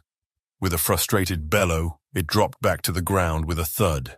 Snarling with rage, the creature circled the tree clumsily, searching for another way to reach its prey. Finding none, it eventually abandoned the tree and lumbered toward the plain. Ted's heart sank as he watched the monster sniff around his beloved Hapworth, inspecting it suspiciously. His mind raced with dread at the thought of the alligator damaging the plain with a swipe of its powerful tail. However, the stationary machine posed no apparent threat, and the beast soon turned its attention back to Ted, glaring up at him in frustration. For now, Ted was safe. He thanked his lucky stars that alligators were incapable of climbing trees. But what if the creature decided to wait him out? The thought of being stranded indefinitely filled him with unease. His anxiety only deepened as two more alligators appeared, drawn to the scene by the bellowing of the first. Emerging from the water, they blinked and sniffed the air until their eyes found Ted perched in the tree. With guttural grunts, they began moving toward him, eager to share in the anticipated kill. This new development didn't sit well with the original brute. Clearly it had no intention of sharing its prize. With an angry snarl, the dominant alligator made its stance known, ready to assert its claim. With a loud roar, he charged at the unwanted intruders. They roared back in defiance, and for a moment, it seemed they might hold their ground. But their courage failed in the face of the creature's enormous size and ferocity. Deciding it was wiser to retreat, they turned and fled toward the water, plunging in with a splash before disappearing beneath the surface. The victor of this bloodless battle glared at the spot where the others had vanished. Still enraged, it returned to the tree and settled in to wait. Ted was deeply worried. No one knew where he was, and he couldn't use the radio to call for help. Even if a plane flew overhead, it wouldn't be able to see him through the dense branches that also hid the damaged plane. He might be stranded for days, growing weak and faint from hunger.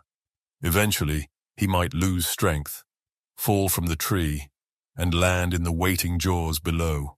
There was a small chance the beast might grow tired of waiting and leave to hunt elsewhere.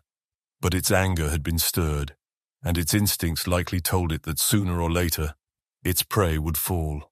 For over 2 hours, the alligator stayed near the tree, its fiery eyes fixed on Ted. Then it seemed to grow drowsy, closed its eyes, and rested its head on the ground. Ted felt a flicker of hope.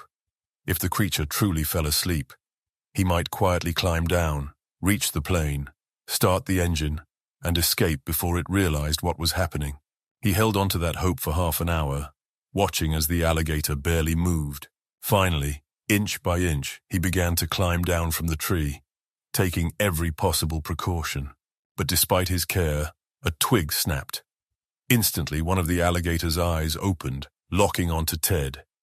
With a roar, it sprang up, and Ted quickly scrambled back to his perch. No, that wouldn't work. Either the alligator had been pretending to sleep, or it was so alert that even the smallest sound woke it. Ted was crushed. He was trapped, and the alligator was his relentless guard. Now, to make things worse, Ted noticed with alarm that the water was slowly rising around the island. A large portion of the island's edge had already vanished beneath the rising water. There was hardly enough space left for a plane to take off, even if Ted managed to reach it. Soon, a takeoff would no longer be possible. The water would eventually flood the island. The tree might be uprooted and fall, and the alligator would finally claim its prize. Ted felt despair closing in. Death was creeping nearer, and it was a horrifying death. He looked at the alligator's gaping jaws and shuddered. If only he had a weapon. A rifle at this range could send a bullet straight into one of the creature's eyes, killing it instantly. But what was the use of wishing? As his hand brushed his jacket pocket, he felt something solid, a heavy wrench he had been using to work on the motor. It didn't seem like much help. In his belt, he carried a sturdy knife he'd used for cutting ropes and branches while working on the levees. Useful for many things, but laughable against an alligator. A knife and a wrench? He almost let out a bitter laugh. But wait, the wrench. Ted took it from his pocket and tested its weight in his hand. An idea struck him. He knew the alligator's eyes were its weak spot. The wrench wouldn't help in a direct fight. But what if he used it as a weapon to wound the creature? If he could injure its eye, the pain might distract it long enough for him to reach the plane. It was a desperate plan, his only hope, and time was running out as the water rose faster and faster. Ted gripped the wrench tightly, climbed down as far as he dared, and shouted. The alligator roared in defiance, raising its head. Now was his chance. With all his strength, Ted hurled the heavy wrench at the creature's left eye.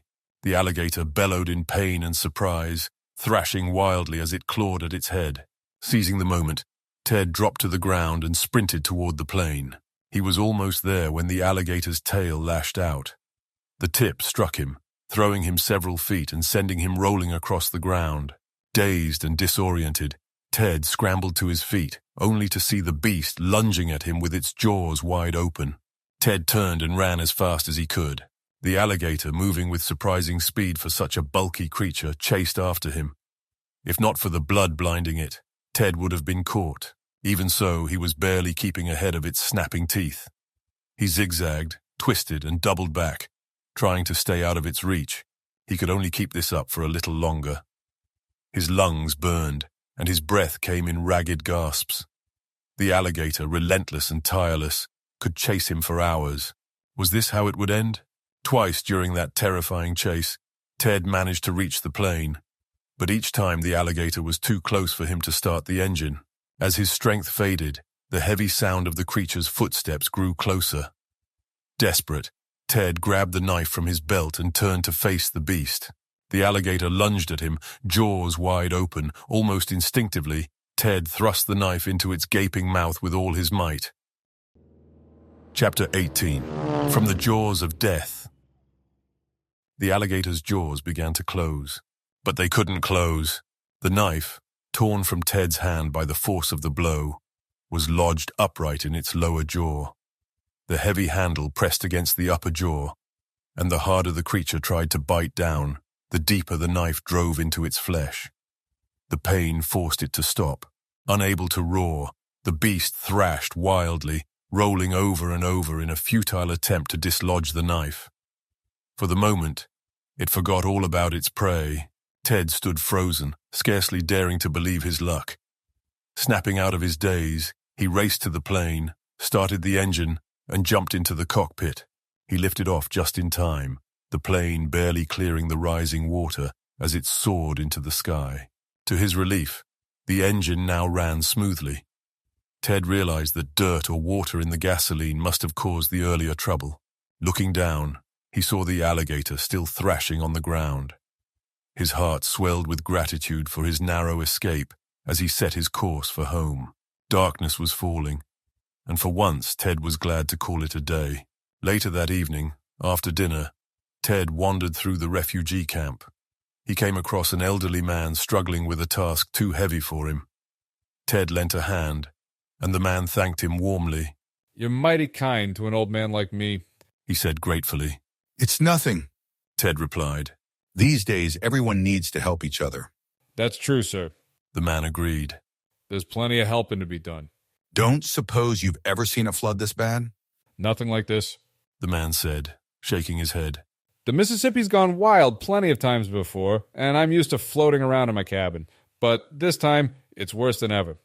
My wife and I barely escaped by the skin of our teeth. Thought more than once we'd be seeing the pearly gates and hearing the angels sing." He chuckled deeply. "But we're still here," he continued. "It ain't time yet for old Jefferson Pep to play on the golden harp." Ted froze. "Jefferson Pep?" he repeated. "Is that your name?" "That's the name the preacher gave me," the man said, surprised by Ted's reaction. "Look here," Ted said urgently. "Do you know a man named Claiborne?" "Do I know him?" Jefferson Pep replied. "Why, he's my massa. Course I know him. I was born on the Claiborne plantation, same as my mama and my grandma. I was just a little boy there when Massa Bob was born. There ain't no finer folks in Arkansas than the Claibornes," he added with pride. Ted could hardly believe what he was hearing, but needed to be sure. "Has your massa, as you call him, ever been up north?" Ted asked eagerly. "Yes, sir," said Jefferson. "He went up north for a while to a place called Caxton. That was a good long time ago, though. I went with him, too. You don't see old Massa going anywhere without me tagging along." "What was he doing up there?" Ted asked, now convinced he was on the right track. Jeff scratched his head. "I don't know exactly," he said. "Except it had something to do with the courthouse. I never paid much attention to that. All I had to do was keep Massa comfortable." "Where is Major Claiborne? He was a major, wasn't he?" Ted pressed. "He's a major," confirmed Jefferson. "All the Claibornes were majors or colonels unless they were generals. I left him at the old plantation. Mighty stubborn, the major. I begged him to leave, but he wouldn't leave his racehorses. Thought he could get them out on a barge or something. I wanted to stay, but he told me to go or he'd knock my head off." Jefferson chuckled.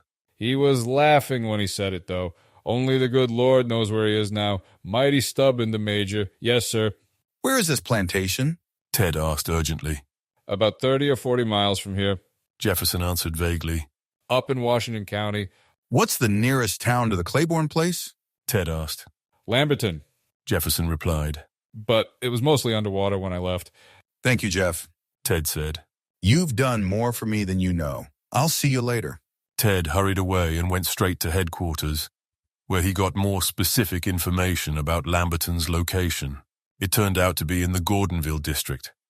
The next morning, Ted had no trouble getting assigned to scouting duty in that area.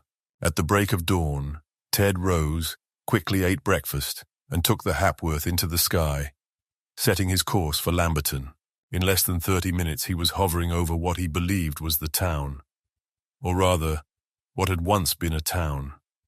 Now, it was completely submerged under at least 20 feet of water. Abandoned houses floated haphazardly on the floodwaters, along with debris of every kind. 2 church steeples jutted above the surface, pointing toward the heavens, as though reminding the survivors that only above could solace and hope be found amidst such devastation.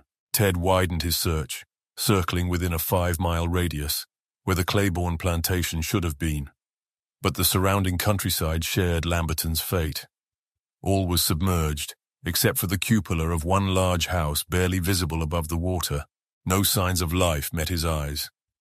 A deathly silence hung over the scene. The people had either been rescued or were beyond saving. Where was Major Claiborne? Had he escaped, or had he perished alongside the racehorses he had refused to leave? Ted flew in widening circles, scanning every inch of the area until it was clear that further searching was futile. Heavy-hearted, he turned back toward Gordonville for new orders. The flight back was somber. His brief spark of hope had been cruelly extinguished. It was maddening to be so close to uncovering the truth his foster parents longed for, only to be thwarted again. Ted had just landed at the Gordonville airfield when shouts of alarm reached him. He saw people pointing to the sky and ran to see what had drawn their attention. What he saw made his heart lurch. High in the clouds, a plane was engulfed in flames. Chapter 19. The Burning Plane. Ted instantly recognized the aircraft. It was one of the largest biplanes in the Gordonville squadron. He also knew the men aboard it. Jack Emmett, a close friend and former airmail pilot on the St. Louis to Chicago route, and Tom Ralston, a beloved mechanic known for his courage and camaraderie. Ted's chest tightened. These were his friends, men he had eaten and laughed with only yesterday. Now they were trapped in the sky, their plane ablaze, with no apparent way to escape a fiery death. No one could save them. Or could they? The question drove Ted into action. Without hesitation, he sprinted toward his plane, parked only a few yards away. He had no plan, no clear idea of how to help. But he knew one thing. He had to go up there, into the midst of the burning disaster. Maybe, just maybe, a solution would come to him once he was in the air. As Ted rose swiftly into the sky, he wondered why the men hadn't jumped. They were high enough that each could have safely landed with a parachute. Every moment, he feared the plane would spiral down, taking its passengers to their deaths. But the flames hadn't reached the controls, and the biplane continued gliding in wide circles, surprisingly steady. As Ted got closer, he spotted Jack and Tom clinging to one of the wings. The fireproofing on the wing had held off the flames for now, but it was already smoldering. Then Ted understood why they hadn't jumped.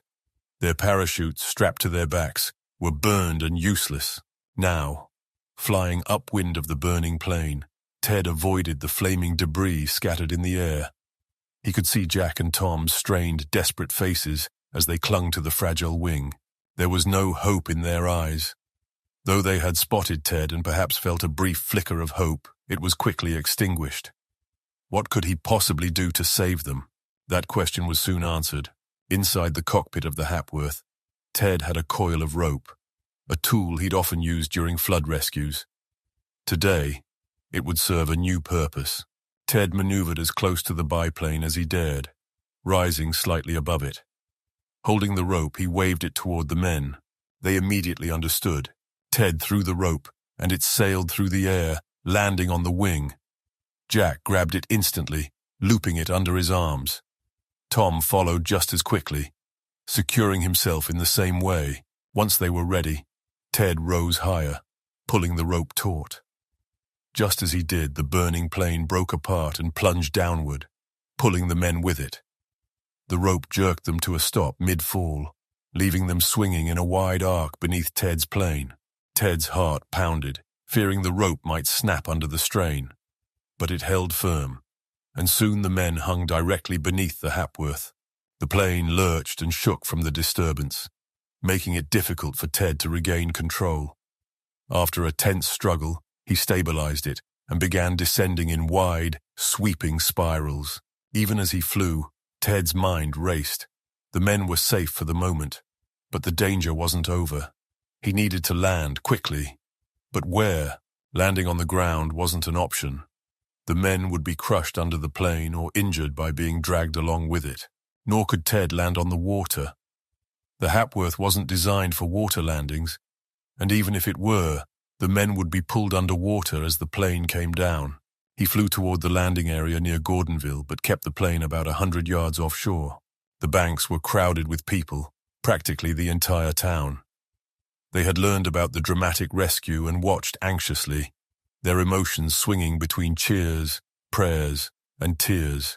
At around 200 feet above the ground, Ted leaned out and gestured toward the boats and the water below, signaling his intentions. The crowd reacted immediately. Several boats sped out onto the water, spreading themselves at intervals directly under the plane. They understood his plan. Carefully and slowly, Ted descended. ensuring the rope holding the men dangled just a few feet above the water between two boats. Then, grabbing a hatchet from the cockpit, he signaled to the people in the boat so they would know what he was about to do. With one swift motion, he cut the rope. The men fell into the shallow water with a splash. Within seconds, the boats reached them, and rescuers pulled them to safety, bringing them to shore. With its load lightened, the Hapworth soared upward like a bird. Ted guided it back to the flying field, ignoring the deafening cheers rising from the crowd below. When he landed and tried to step out of the cockpit, his legs gave way, and he collapsed to the ground. Utterly spent, the battle had taken its toll. The sheer intensity of the fight to save his friends had shaken him to his core, but he had won. Death had been defeated, and Jack and Tom were safe. As Ted tried to stand, the crowd surrounded him. They lifted him onto their shoulders, cheering wildly as they carried him to headquarters. Colonel Ashdown greeted him there, gripping his hand tightly. For a moment, the colonel couldn't speak. When he finally did, his voice broke, and his eyes glistened with emotion. "That was the finest thing I've ever seen," he said. "Nonsense," Ted replied, embarrassed. "Don't say nonsense to me," the colonel barked, blowing his nose and regaining his composure. "I'm your commanding officer, and I say it was the finest thing I've ever seen. Now dare to contradict me." "All right, sir," Ted said with a grin. "You're the boss, you win." Chapter 20. A Sinister Shape. Despite the exhaustion, Ted Scott rested for only an hour before resuming his rescue missions. The day was grueling, and it wasn't until after a late supper that he could visit the field hospital to check on Tom and Jack. He found them in bed, wrapped in bandages. At first, the nurse hesitated to let Ted see them, but the two men had been adamant about wanting to see him as soon as he arrived. The nurse finally allowed a short visit. "They're pretty badly burned," she explained. "When the doctors examined them, they weren't sure if they'd make it. The shock of what they went through was severe too, but they're strong and recovering well. They're out of danger, though it'll be a while before they can fly again. They've been asking for you all day. That was an incredible rescue, Mr. Scott. The whole hospital is talking about it." Ted blushed and shrugged. "They'd have done the same for me. It was just part of the job." Following the nurse, he tiptoed into a corner of the room where the two men were resting, separated by curtains. "Not too long," the nurse warned with a smile. "I'm strict about these things and will keep an eye on the time." "I'll behave." When the curtain was drawn back, two pairs of eyes lit up with a mix of gratitude and awe. Their faces were mostly hidden by bandages, leaving only their eyes visible. "Hello, buddies," Ted said with a cheerful grin. "How are things?" "Doing fine," Jack murmured through his swollen lips. "Thanks to you, we're here at all." "You saved our lives, Ted," added Tom. "If you ever need me, my life's yours." "Same here," said Jack. "That goes double." Ted laughed. "I figured you'd be mad at me for swinging you on a rope and dunking you in the water. Not exactly great treatment for friends." "We'll let it slide this time." Jack grinned. "I'll never forget the moment I saw you flying toward us," Tom said. "Same here," Jack added. "Even then, I couldn't see how you'd manage to help us once you got close." "Neither could I. The idea with the rope just came to me as I flew up. Lucky I had it with me." "Lucky you had the smarts to use it. Ted, your brain is always working overtime." "What caused the fire anyway?" "No clue. We were cruising along, everything normal, when Tom suddenly yelled. I looked back and saw flames at the rear of the plane. I have no idea how it started. Maybe if they pull the wreckage out of the water, they'll figure it out." "But we weren't focused on that at the time.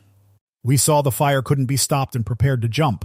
But just as we were ready, I noticed that the flames had burned through Jack's parachute, and mine was just as bad. Jumping would have been suicide." I tried to guide the plane down, thinking it might hold together until we hit land or water. But the flames were roaring by then, and I would have been burned alive inside. So I set the controls to keep it steady as long as possible, and we crawled out onto the wing. We figured we'd hold on until the fire reached us, and then we'd drop. A quick fall seemed better than burning to death. Ted shuddered, imagining the terror they had endured. "Then we saw you coming," Jack went on. Tom here yelled something like "Glory, hallelujah." But after a moment, he went quiet again, figuring it wouldn't help. Thought death was just toying with us. I felt the same. Ted gently patted Jack's hand. Well, you're safe now. The nurse says you're doing great. Before long, you'll be back at the controls. Hope so, Jack replied. It's frustrating lying here like this when there's so much work to do. It's funny, Tom said. I owe my life to a man named Scott. My dad owed his life to a Scott once, too. Must run in the family. That's quite a coincidence. Ted replied with a smile. Tell me about it. It was a long time ago. Tom began. My mind's a bit foggy, so I can't remember all the details. But there was a man named Scott who lived... The nurse interrupted, pulling the curtain aside. Time's up, she said, wagging her finger playfully. Oh, let him stay a little longer, Jack pleaded. I was just telling him something. Tom added. It can wait, the nurse said firmly. You boys need rest. Be good and get some sleep. Though reluctant, Ted respected her authority. Bidding his friends farewell, he left the room, unaware of how significant Tom's story might have been. As Ted walked back to his quarters, he encountered Jefferson Pep, who appeared to be waiting for him. Hello, Jeff. Ted greeted him. Evening, sir, evening, the old man replied. I hopes you's well, sir. Doing great, thanks, Ted said with a grin. And how about you, Jeff? Getting by, sir, thank you kindly, Jeff answered. That old ache in my back's still bothering me, but I's used to it now. What I wanted to ask you, sir, was if you'd heard anything about my old massa, Major Claiborne. I'm sorry, Jeff, he said. I haven't. I was in that area this morning, though. Up Washington County way? He asked eagerly. Yes, Ted said. I flew over Lamberton and the surrounding area. I couldn't make out much of the old plantation. I did spot the roof of a big house that might have been the Claiborne place, but I wasn't sure. Did it have a cupola? Jeff interrupted. Yes, it did. Then that must have been the Claiborne place, Jeff said, nodding. Weren't no other house near there with a cupola. It may have been, Ted agreed. But there was no sign of life, and the entire plantation was submerged. Tears welled up in the old man's eyes. I wonder if old Massa got away, he said sadly. He was such a stubborn man, Damaja. I think it's likely he did, Ted reassured him. Probably a boat came by and rescued him. I hope so, for his sake, yours and mine too. Jeff looked at Ted with surprise. Why, did you know old Massa Bob? No, I didn't, Ted replied. But I'm very eager to meet him. Don't owe him no money or nothing? Jeff asked skeptically. Ted laughed. No, not that. Well, Massa was mighty forgetful about some things, Jeff mused. I had to keep reminding him all the time about this or that. Always dreaming, especially up there in the north. Always thinking about the old plantation. He wasn't much cut out for business, like all the Claibornes, he added proudly. Tell me, Jeff, did the Major ever mention people named Gale or Browning? I can't rightly remember, he said after a pause. Seems like he once said something about some Gales, called them like a pack of wolves or something like that, but ain't sure about the name. Ted realized he wouldn't get much help on that front. Listen, Jeff, I'm going to search for Major Claiborne. If you hear anything about him, even the smallest detail, come and tell me right away. Will you do that? I sure will, sir, Jeff promised. The following days were grueling. The river had risen so high near one of the great cities that officials decided it was safer to blast a section of the levees to release the floodwaters into a lowland area. Before using dynamite, however, the people in the affected region had to be evacuated, putting immense strain on the Red Cross. Ted worked tirelessly, his boundless energy and strong frame enabling him to keep going. He flew countless missions, rescuing people and delivering supplies. On the third afternoon after his talk with Jeff, Ted landed on an isolated patch of land to deliver bags of provisions for stranded refugees awaiting rescue boats. After unloading the supplies, he tossed the empty bags carelessly back into the plane for future use. Then, climbing into the cockpit, he took off and headed toward Gordonville. He was exhausted and sank into his seat with a deep sigh of relief. The Hapworth flew smoothly, its engine humming in perfect rhythm. The peace after his hard work felt wonderful. Beside him, the bags were tossed in the cockpit near the pilot's seat. One bag shifted into his way, and he instinctively moved to kick it aside. But his foot froze. The bag was moving. It twisted and wriggled unnervingly, as if something long and alive stretched beneath it. Chapter 21. The Sound of Rattles. Ted Scott stared at the bag, paralyzed with fear. Cold sweat broke out all over him. He didn't dare move. The bag undulated gently, rising and falling like it was stirred by a breeze or the breath of a sleeping creature. Ted could just make out a long, rope-like shape beneath the fabric. Then, faintly, a dry, rasping noise reached his ears, a rustling sound like a locust's buzz. But Ted recognized it instantly. The rattles. He had heard that sound too often in recent weeks to mistake it. In the swamps and on the levees, where he had helped others escape the flood, he'd seen the diamond-backed rattlesnakes. He'd heard their angry warning when disturbed. That sound was unforgettable. Death was in the plain. Death, coiled and ready to strike, was less than 2 feet from him. Ted quickly realized what had happened. While he was unloading supplies earlier, the snake must have slithered into the plain. When he returned and tossed the bags in carelessly, the snake likely recoiled, but eventually curled up under the warmth and fell asleep. But now it was waking. The bag shifted again, slow and lazy, as though the creature beneath it was stretching. At any moment, its triangular head could emerge, spot him, and strike. The venomous fangs, the lightning-quick attack. Death. What could he do? Ted's racing mind weighed his options. Whatever he did, it had to be done before landing. The plane's jolt on the runway would surely provoke the snake to attack. For now, the smooth, steady motion of the flight kept it calm. He thought about stamping his foot hard on the bag, but he didn't know where the snake's head was. A misplaced strike could wound it and make it furious. Even if he killed it, its fangs could still deliver a fatal bite in its death throes. The snake didn't know Ted was there yet, and that was his one advantage. He had to stay perfectly still. The slightest movement could alert it, but staying motionless while his nerves screamed for action was almost impossible. Every fiber of his being wanted to jump, yell, or crush the thing beneath the bag. Drawing on every ounce of willpower, Ted sat like a statue, his chest rising and falling with shallow breaths. His eyes stayed glued to the moving bag, though he forced himself to glance briefly at the controls to keep the plane steady. The only benefit he had was surprise. He knew the snake was there, but the snake didn't know about him. For now, one idea flickered in his mind. He could land the plane in the floodwaters, jump out as soon as it touched the surface, and swim to safety. He knew this would seriously damage his beloved plane, maybe even destroy it completely. The machine had been his reliable companion, and he felt a deep bond with it, almost as if it were alive. To wreck it and leave it behind seemed wrong and cowardly. He knew it would haunt him for the rest of his life. No, he couldn't do it. There had to be another way. But what could it be? His eyes searched the cockpit and landed on the hatchet he had used earlier to cut the rope after rescuing the aviators near the shore. Slowly, so slowly that it was barely noticeable, his hand crept toward the hatchet. He grabbed it with his left hand, then carefully shifted it to his right, leaving his left free to control the plane. He gripped the handle tightly. It felt unnervingly short.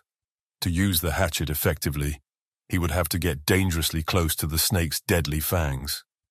Throwing it wasn't an option. If he missed, he would have no chance. The snake began to move again, its coiled body shifting more clearly into view. Ted could now see its full length. It had to be at least 6 feet long, with a body as thick as his wrist. The sight made him shudder.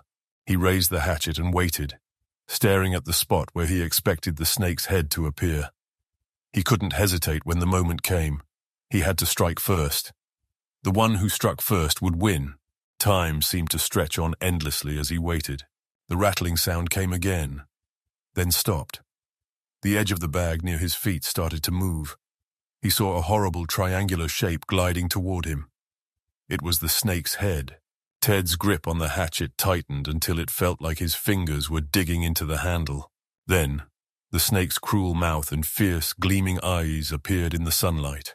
The eyes locked onto Ted, and the head darted upward like a flash. Just as fast, the hatchet came down. Chapter 22. Writhing Coils. The hatchet struck the snake just behind its neck, cutting off its head completely. The snake's body thrashed violently, spraying blood everywhere. The plane was spattered, and Ted wasn't spared from the gruesome mess. The hatchet slipped from Ted's trembling hand as he shook like a leaf. His head spun, and he worried he might faint. With great effort, he steadied himself and focused on controlling the plane, which seemed to reflect his distress, jerking and shaking in the air. After a few minutes, Ted regained his composure and control of the plane. He maneuvered it for a safe landing. Once on the ground, he climbed out of the cockpit, where several pilots and mechanics immediately surrounded him. What on earth happened up there? Bill Twombly asked. You were circling for so long we thought you were in trouble. We were sure of it when the plane started acting like it was doing a wild dance, added Roy Benedict. Look, he's hurt, Ed Allenby exclaimed, alarmed by the blood on Ted's clothes. This explains everything, Ted said, reaching into the cockpit to pull out the snake's severed head, its fangs still visible. The crowd gasped and recoiled in shock before leaning in with horrified curiosity. They studied the lifeless eyes and sharp fangs of Ted's defeated foe. Wow, that thing's a monster, Bill exclaimed. The biggest rattler I've ever seen, added Roy. Let's see how long it really is. They pulled the snake's body from the plane and stretched it out on the ground. Even in death, it wriggled, making everyone uneasy. The snake measured just under 6 feet long, with 12 rattles on its tail. Questions poured in, and Ted had to recount the terrifying ordeal and the moment he struck the final blow. Man, that was intense, Ed said, shaking his head. I wouldn't go through that for $1 million. Bill declared. $1 million? Roy replied. I wouldn't do it for all the money in the world. And I did it for free, Ted joked, grinning. Guess that shows how generous I am. You were pretty sharp when it came to collecting the fare, though, Ed teased, laughing. That's a cutting joke, Bill quipped, dodging as Ed playfully swatted at him. You're going to keep the head as a souvenir, right? Roy suggested. Not a chance, Ted said firmly. I'll see it enough in my nightmares. As Ted walked toward headquarters to report, he passed Jefferson Pep working on one of the camp roads. The older man's face brightened at the sight of Ted. Evening, sir, he said, bowing slightly. There was a hopeful tone in his voice. You haven't heard anything about my old master, have you? No, Jeff, I'm sorry to say I haven't, Ted replied kindly. I was just about to ask if you'd heard anything.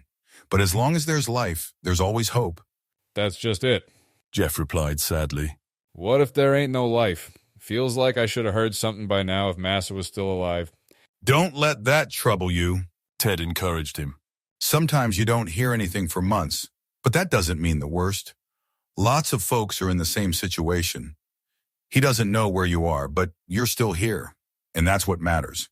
Stay hopeful, Jeff. You might all be back on the old plantation together before long. Jeff seemed a little comforted as Ted walked away. A call just came in, Ted, said Colonel Ashdown after hearing Ted's report. A major break in one of the levees has happened about 40 miles upriver. There's been a big loss of life already, and it could get worse if we don't act fast. It's not technically my district, but this isn't the time for formalities. They've asked for every available man. I can't really spare anyone, but this is a dire emergency. I'll give you directions. You need to head out immediately. Then, with a knowing smile, he added, And this time, no carrying rattlesnakes as passengers. I've had enough of those for a lifetime, Ted replied with a grin. After reviewing maps with the colonel to clarify his destination, Ted headed to the airfield. He kicked the snake's remains into the brush with a shiver, glad to see the Hapworth had been cleaned of all traces of blood. He wanted no reminders of that terrifying journey. As Ted took off, he noticed dark clouds gathering where the sun had been shining brightly moments earlier. The weather quickly worsened. Within 5 minutes, rain began falling, first in scattered drops and soon in a heavy downpour. Although safe and dry in the cockpit with the side windows closed, Ted grew increasingly concerned about the rising waters. The rain would only make things worse, putting even more pressure on the levees where thousands were desperately working. Why couldn't this rain be falling in the Sahara instead of hitting the poor old Mississippi? Ted muttered. He also worried that fog might follow, further complicating his mission. The area he was approaching was unfamiliar, but the colonel's instructions had been clear, and Ted expected to locate the site without trouble. The rain kept pouring relentlessly, But there was little wind, and the Hapworth stayed steady. Thankfully, the feared fog had not yet appeared.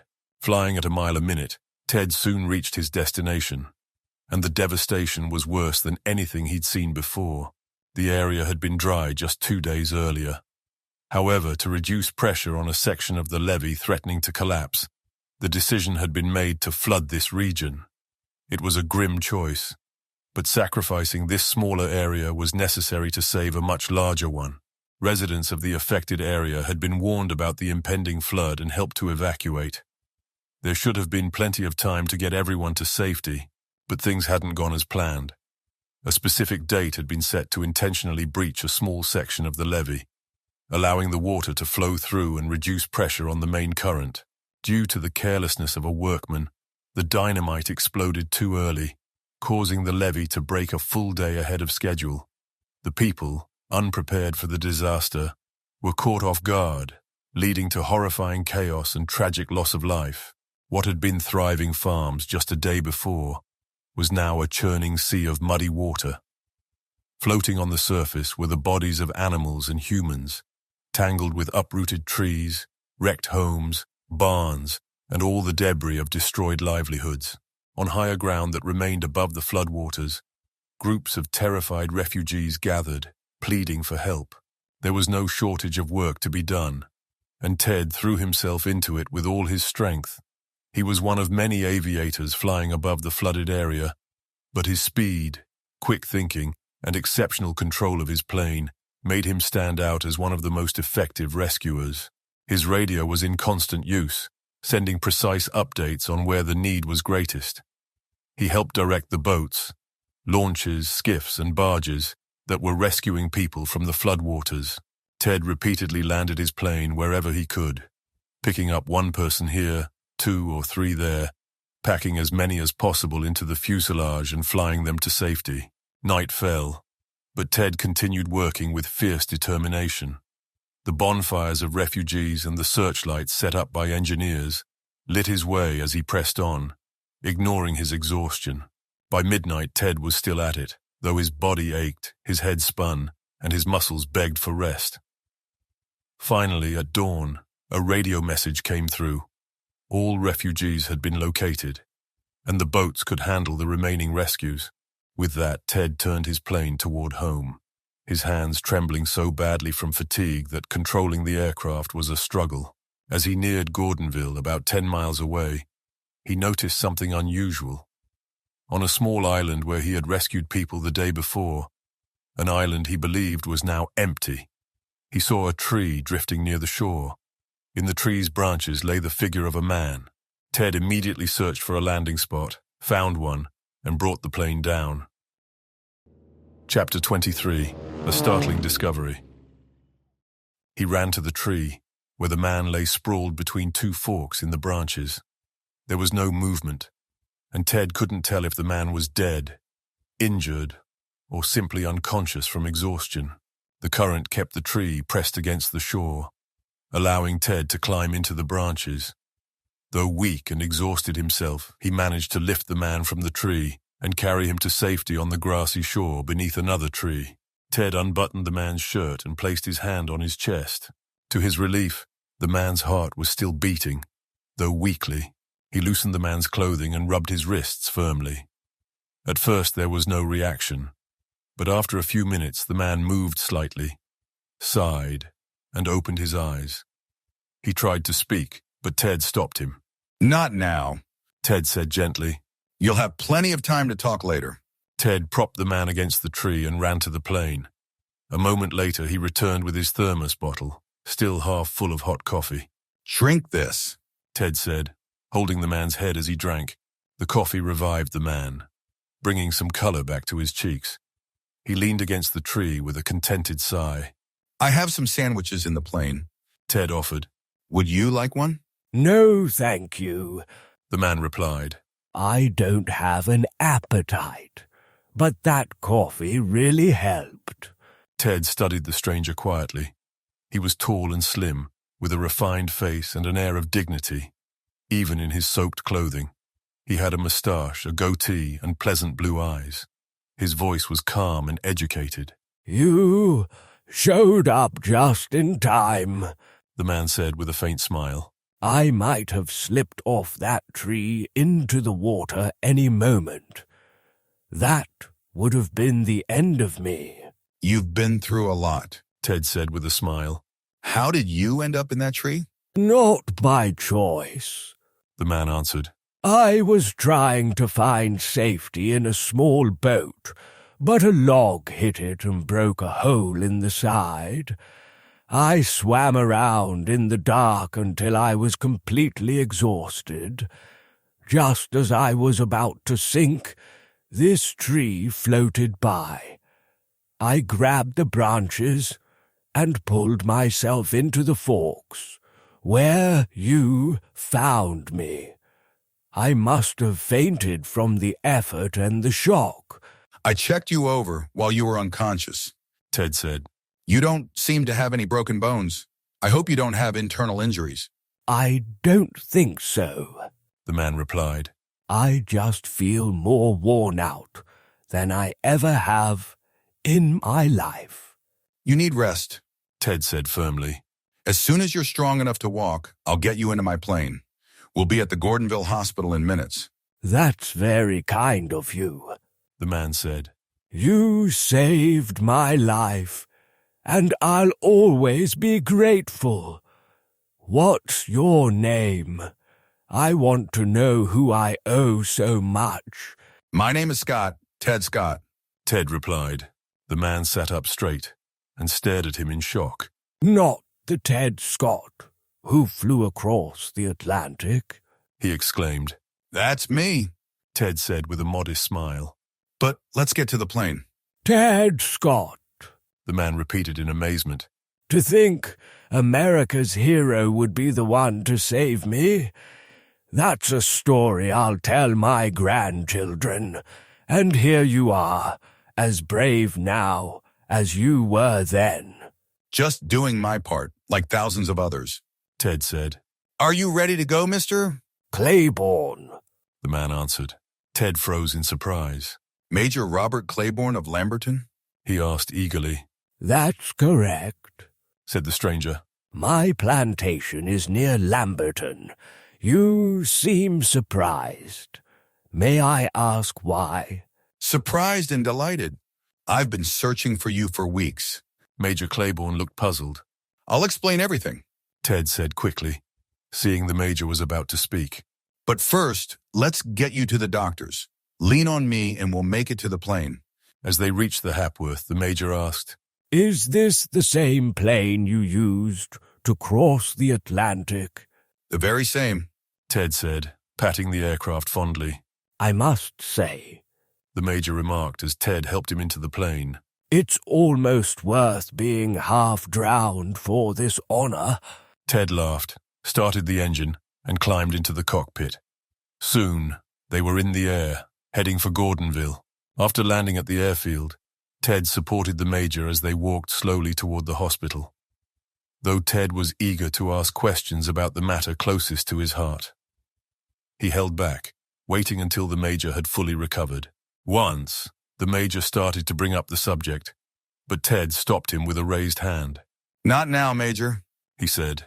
I'll visit you at the hospital once you're rested. We'll have plenty of time to talk later. In truth, Ted felt nervous. Now that he had found Major Claiborne, he feared the man might know nothing about the Browning Gale case. If that were true, all his efforts would have been for nothing. A bitter disappointment. As they neared the camp, they spotted Jefferson Pep walking ahead, his head bowed, his slow steps showing his despair. The major's eyes lit up when he saw him. By all that's wonderful, that must be... No, yes, it is old Jeff. None other, Ted said with a grin. He's been worried sick about you. Hey, Jeff, he called out. The old man turned and his face lit up with joy. Marse Bob, he cried, running to them, tears streaming down his face. You ain't drowned. The Lord done saved you from the waters. Bless God, bless God. Chapter 24, Rascality Unmasked. It was a touching moment. Both the major and Jeff had tears in their eyes. Ted respectfully looked away until the old man's emotions had calmed. Then he smiled at the Major. I guess I'm leaving you in good hands, he said. Jeff will take you to the hospital and make sure the doctors take care of you. A day of rest will do wonders. I've got to go report and grab some sleep. I'll visit you later tonight or tomorrow morning. Great. I'll be waiting, said the Major. And thank you again, 1,000 times, for saving me. Ted filed his report and practically collapsed into his bunk, falling asleep immediately. Despite his exhaustion, he left instructions to be woken by noon.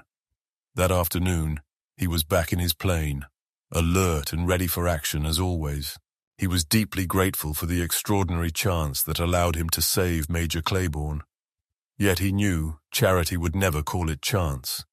To her, it would surely be a direct act of providence. Dear Charity and Eben, that loyal, devoted couple who had given him so much. Was it possible that he was on the brink of a discovery that could finally bring peace and joy into their troubled lives? Still, he kept himself from getting too hopeful.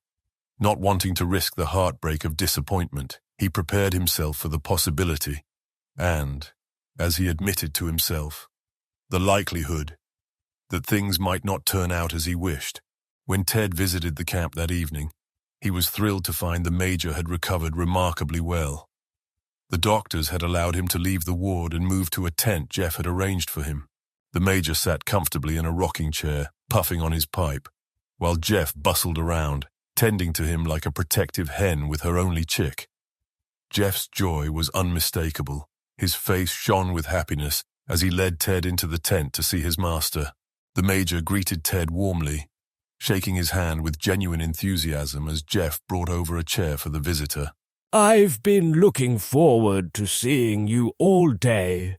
From what you mentioned this morning, and from what Jeff has been trying to explain, I get the sense I might be able to help you in some way.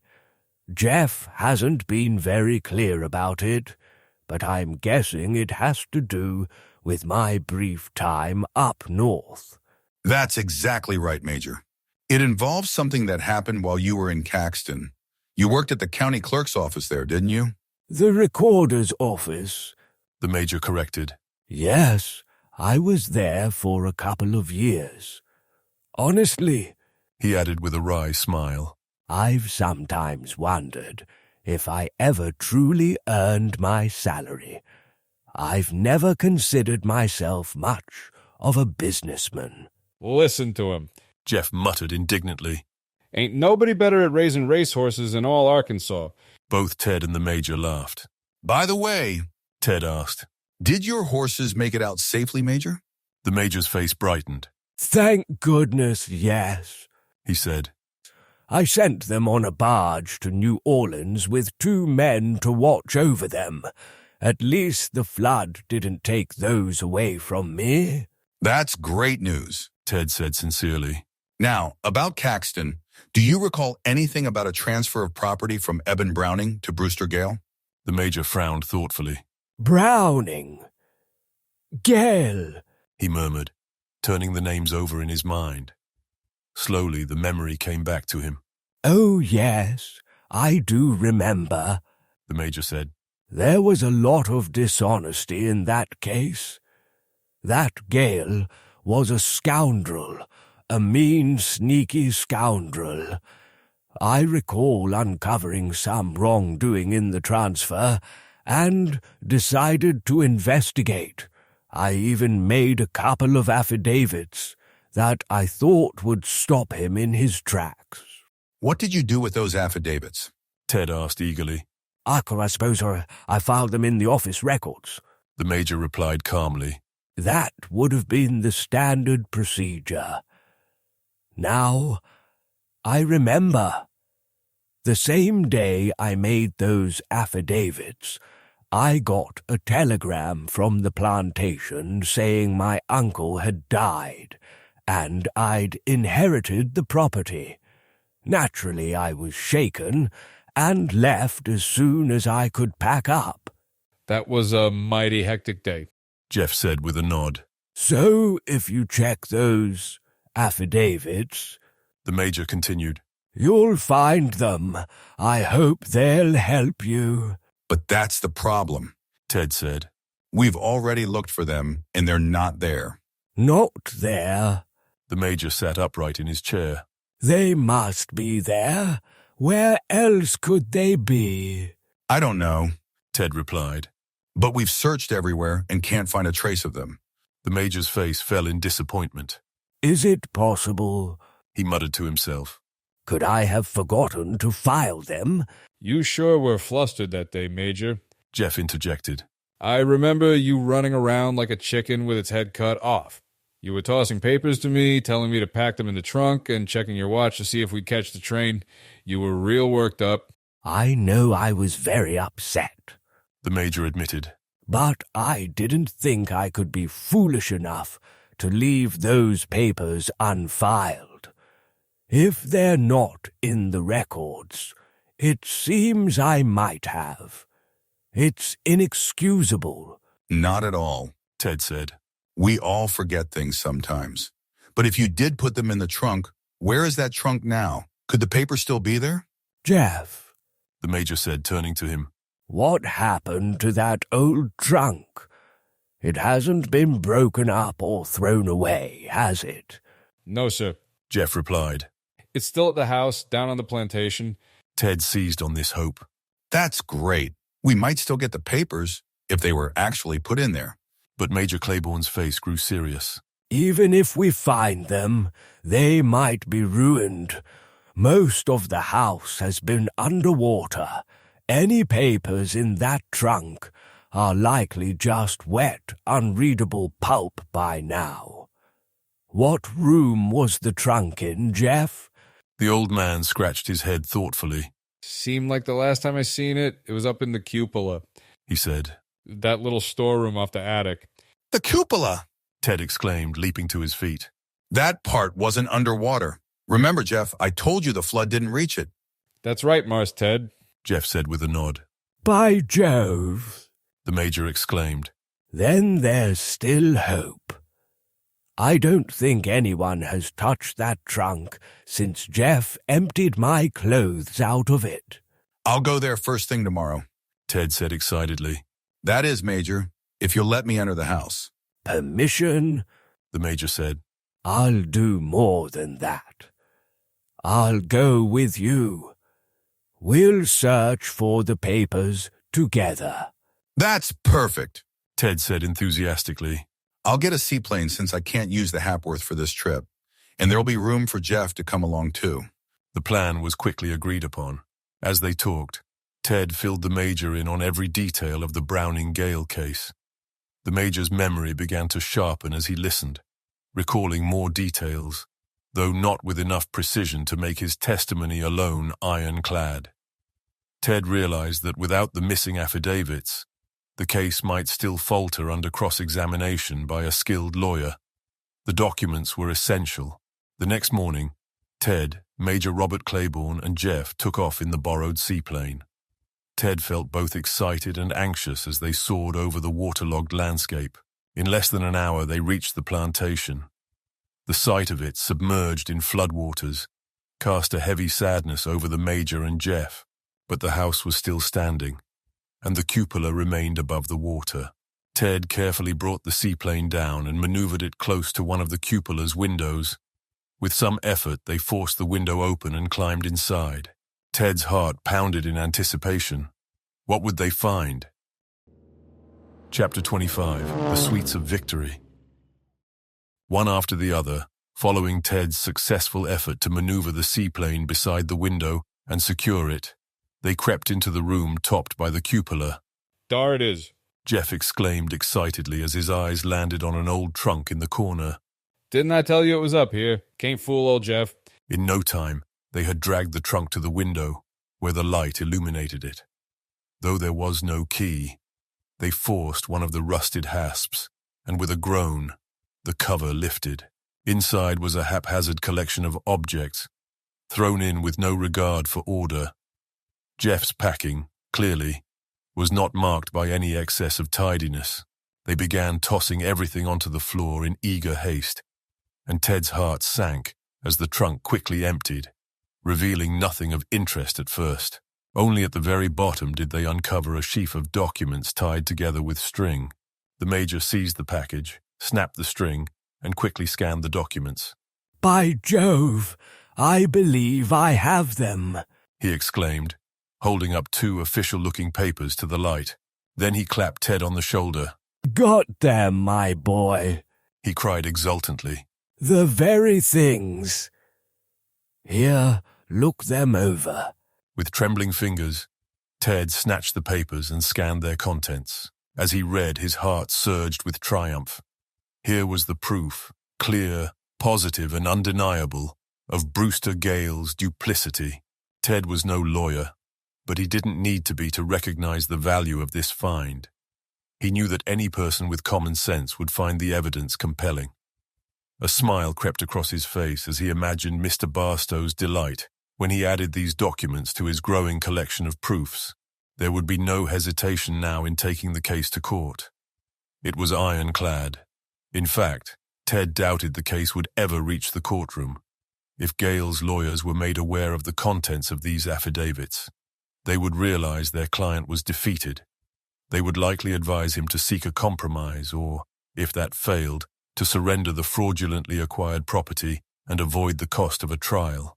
"And to think you might have had these long ago, if it hadn't been for my carelessness," lamented the Major, filled with self-reproach. "I ought to be shot. Now, you'll agree with me that I'm no businessman." "Mighty fine breeder of racehorses, just the same," chimed in loyal old Jeff in defense of his master. "Don't say a word," Ted said, cutting off the Major's apology. "I'm the one who owes you thanks for getting these papers into my hands. They're incredibly valuable, worth a fortune. I'm sending them north right away. This is my lucky day." "If anyone deserves luck, it's Ted Scott," the Major said warmly. They quickly returned to Gordonville. Once there, Ted carefully wrapped the important documents, made a certified copy, and sent the originals to his employer in Chicago by registered mail. Then, sparing no expense, he sent long telegrams to Mr. Hapworth and Eben, sharing the key details and promising letters would follow. With a lighter heart than he'd had in weeks, Ted dove back into rescue efforts. Day after day, he worked tirelessly, pouring himself into the mission until the floodwaters finally began to recede. Eventually, the time came when he felt his work there was done. He had fought hard and stayed true to his mission. Though Ted avoided the spotlight as much as possible, word of his heroism had spread. The daring rescue from the burning plane had made headlines across the country and beyond, along with other acts of devotion that made him even more beloved by the public. In Gordonville, Ted had made lasting friendships, not only with the refugees who saw him as a godsend, but also with the Army officers and fellow aviators. Jack Emmett and Tom Ralston had fully recovered from the burns they suffered in the fiery plane crash, and their gratitude toward Ted was beyond words. Major Robert Claiborne became a close ally, and as for Jeff, he spent every spare moment shadowing Ted, eager to help. "I've never had much love for Northerners," Jeff admitted to his friends, shaking his head. "But that Mr. Ted Scott is surely one of the Lord's chosen." Ted received a grand farewell on the day of his departure. It seemed like the entire town came out to honor him. Colonel Ashdown shook his hand firmly. "You've been a one-man army," he said. "Your service is beyond words. I'll always cherish our time working together." "I feel the same way," Ted replied sincerely. With that, the plane's engine roared to life, and the Hapworth raced down the runway before soaring into the sky. Cheers and applause followed him as he left. The flight home was smooth, matching Ted's joyful mood. He was content, knowing he had accomplished what he set out to do. Helping those in need brought him a deeper satisfaction than even his record-breaking Atlantic flight. Ted's first stop was in Washington, where he met with the Red Cross chief and the head of aviation services. News of his arrival had spread, and he was met with a huge crowd at Bowling Field, eager to celebrate his achievements. Next, he headed to Chicago, where Mr. Barstow greeted him with overwhelming enthusiasm. thrilled to have received the vital documents Ted had sent. It's a clear open and shut case now, said Mr. Barstow. They don't have a leg to stand on. They'll scatter like rabbits. That will be a sight worth seeing, Ted replied with a grin. And the sooner the better. Ted's return to Bromville was unforgettable. The entire town seemed to shut down to celebrate him. Flags, banners, and bands welcomed the young aviator, whose bravery during the flood added to his growing fame. Ted felt deeply moved by the warm reception, but nothing compared to the joy of seeing Eben and Charity. Eben shook his hand with emotion, and Charity hugged him tightly. That night, the three stayed up late, talking and catching up. The worry and sorrow that had weighed on Eben and Charity were gone.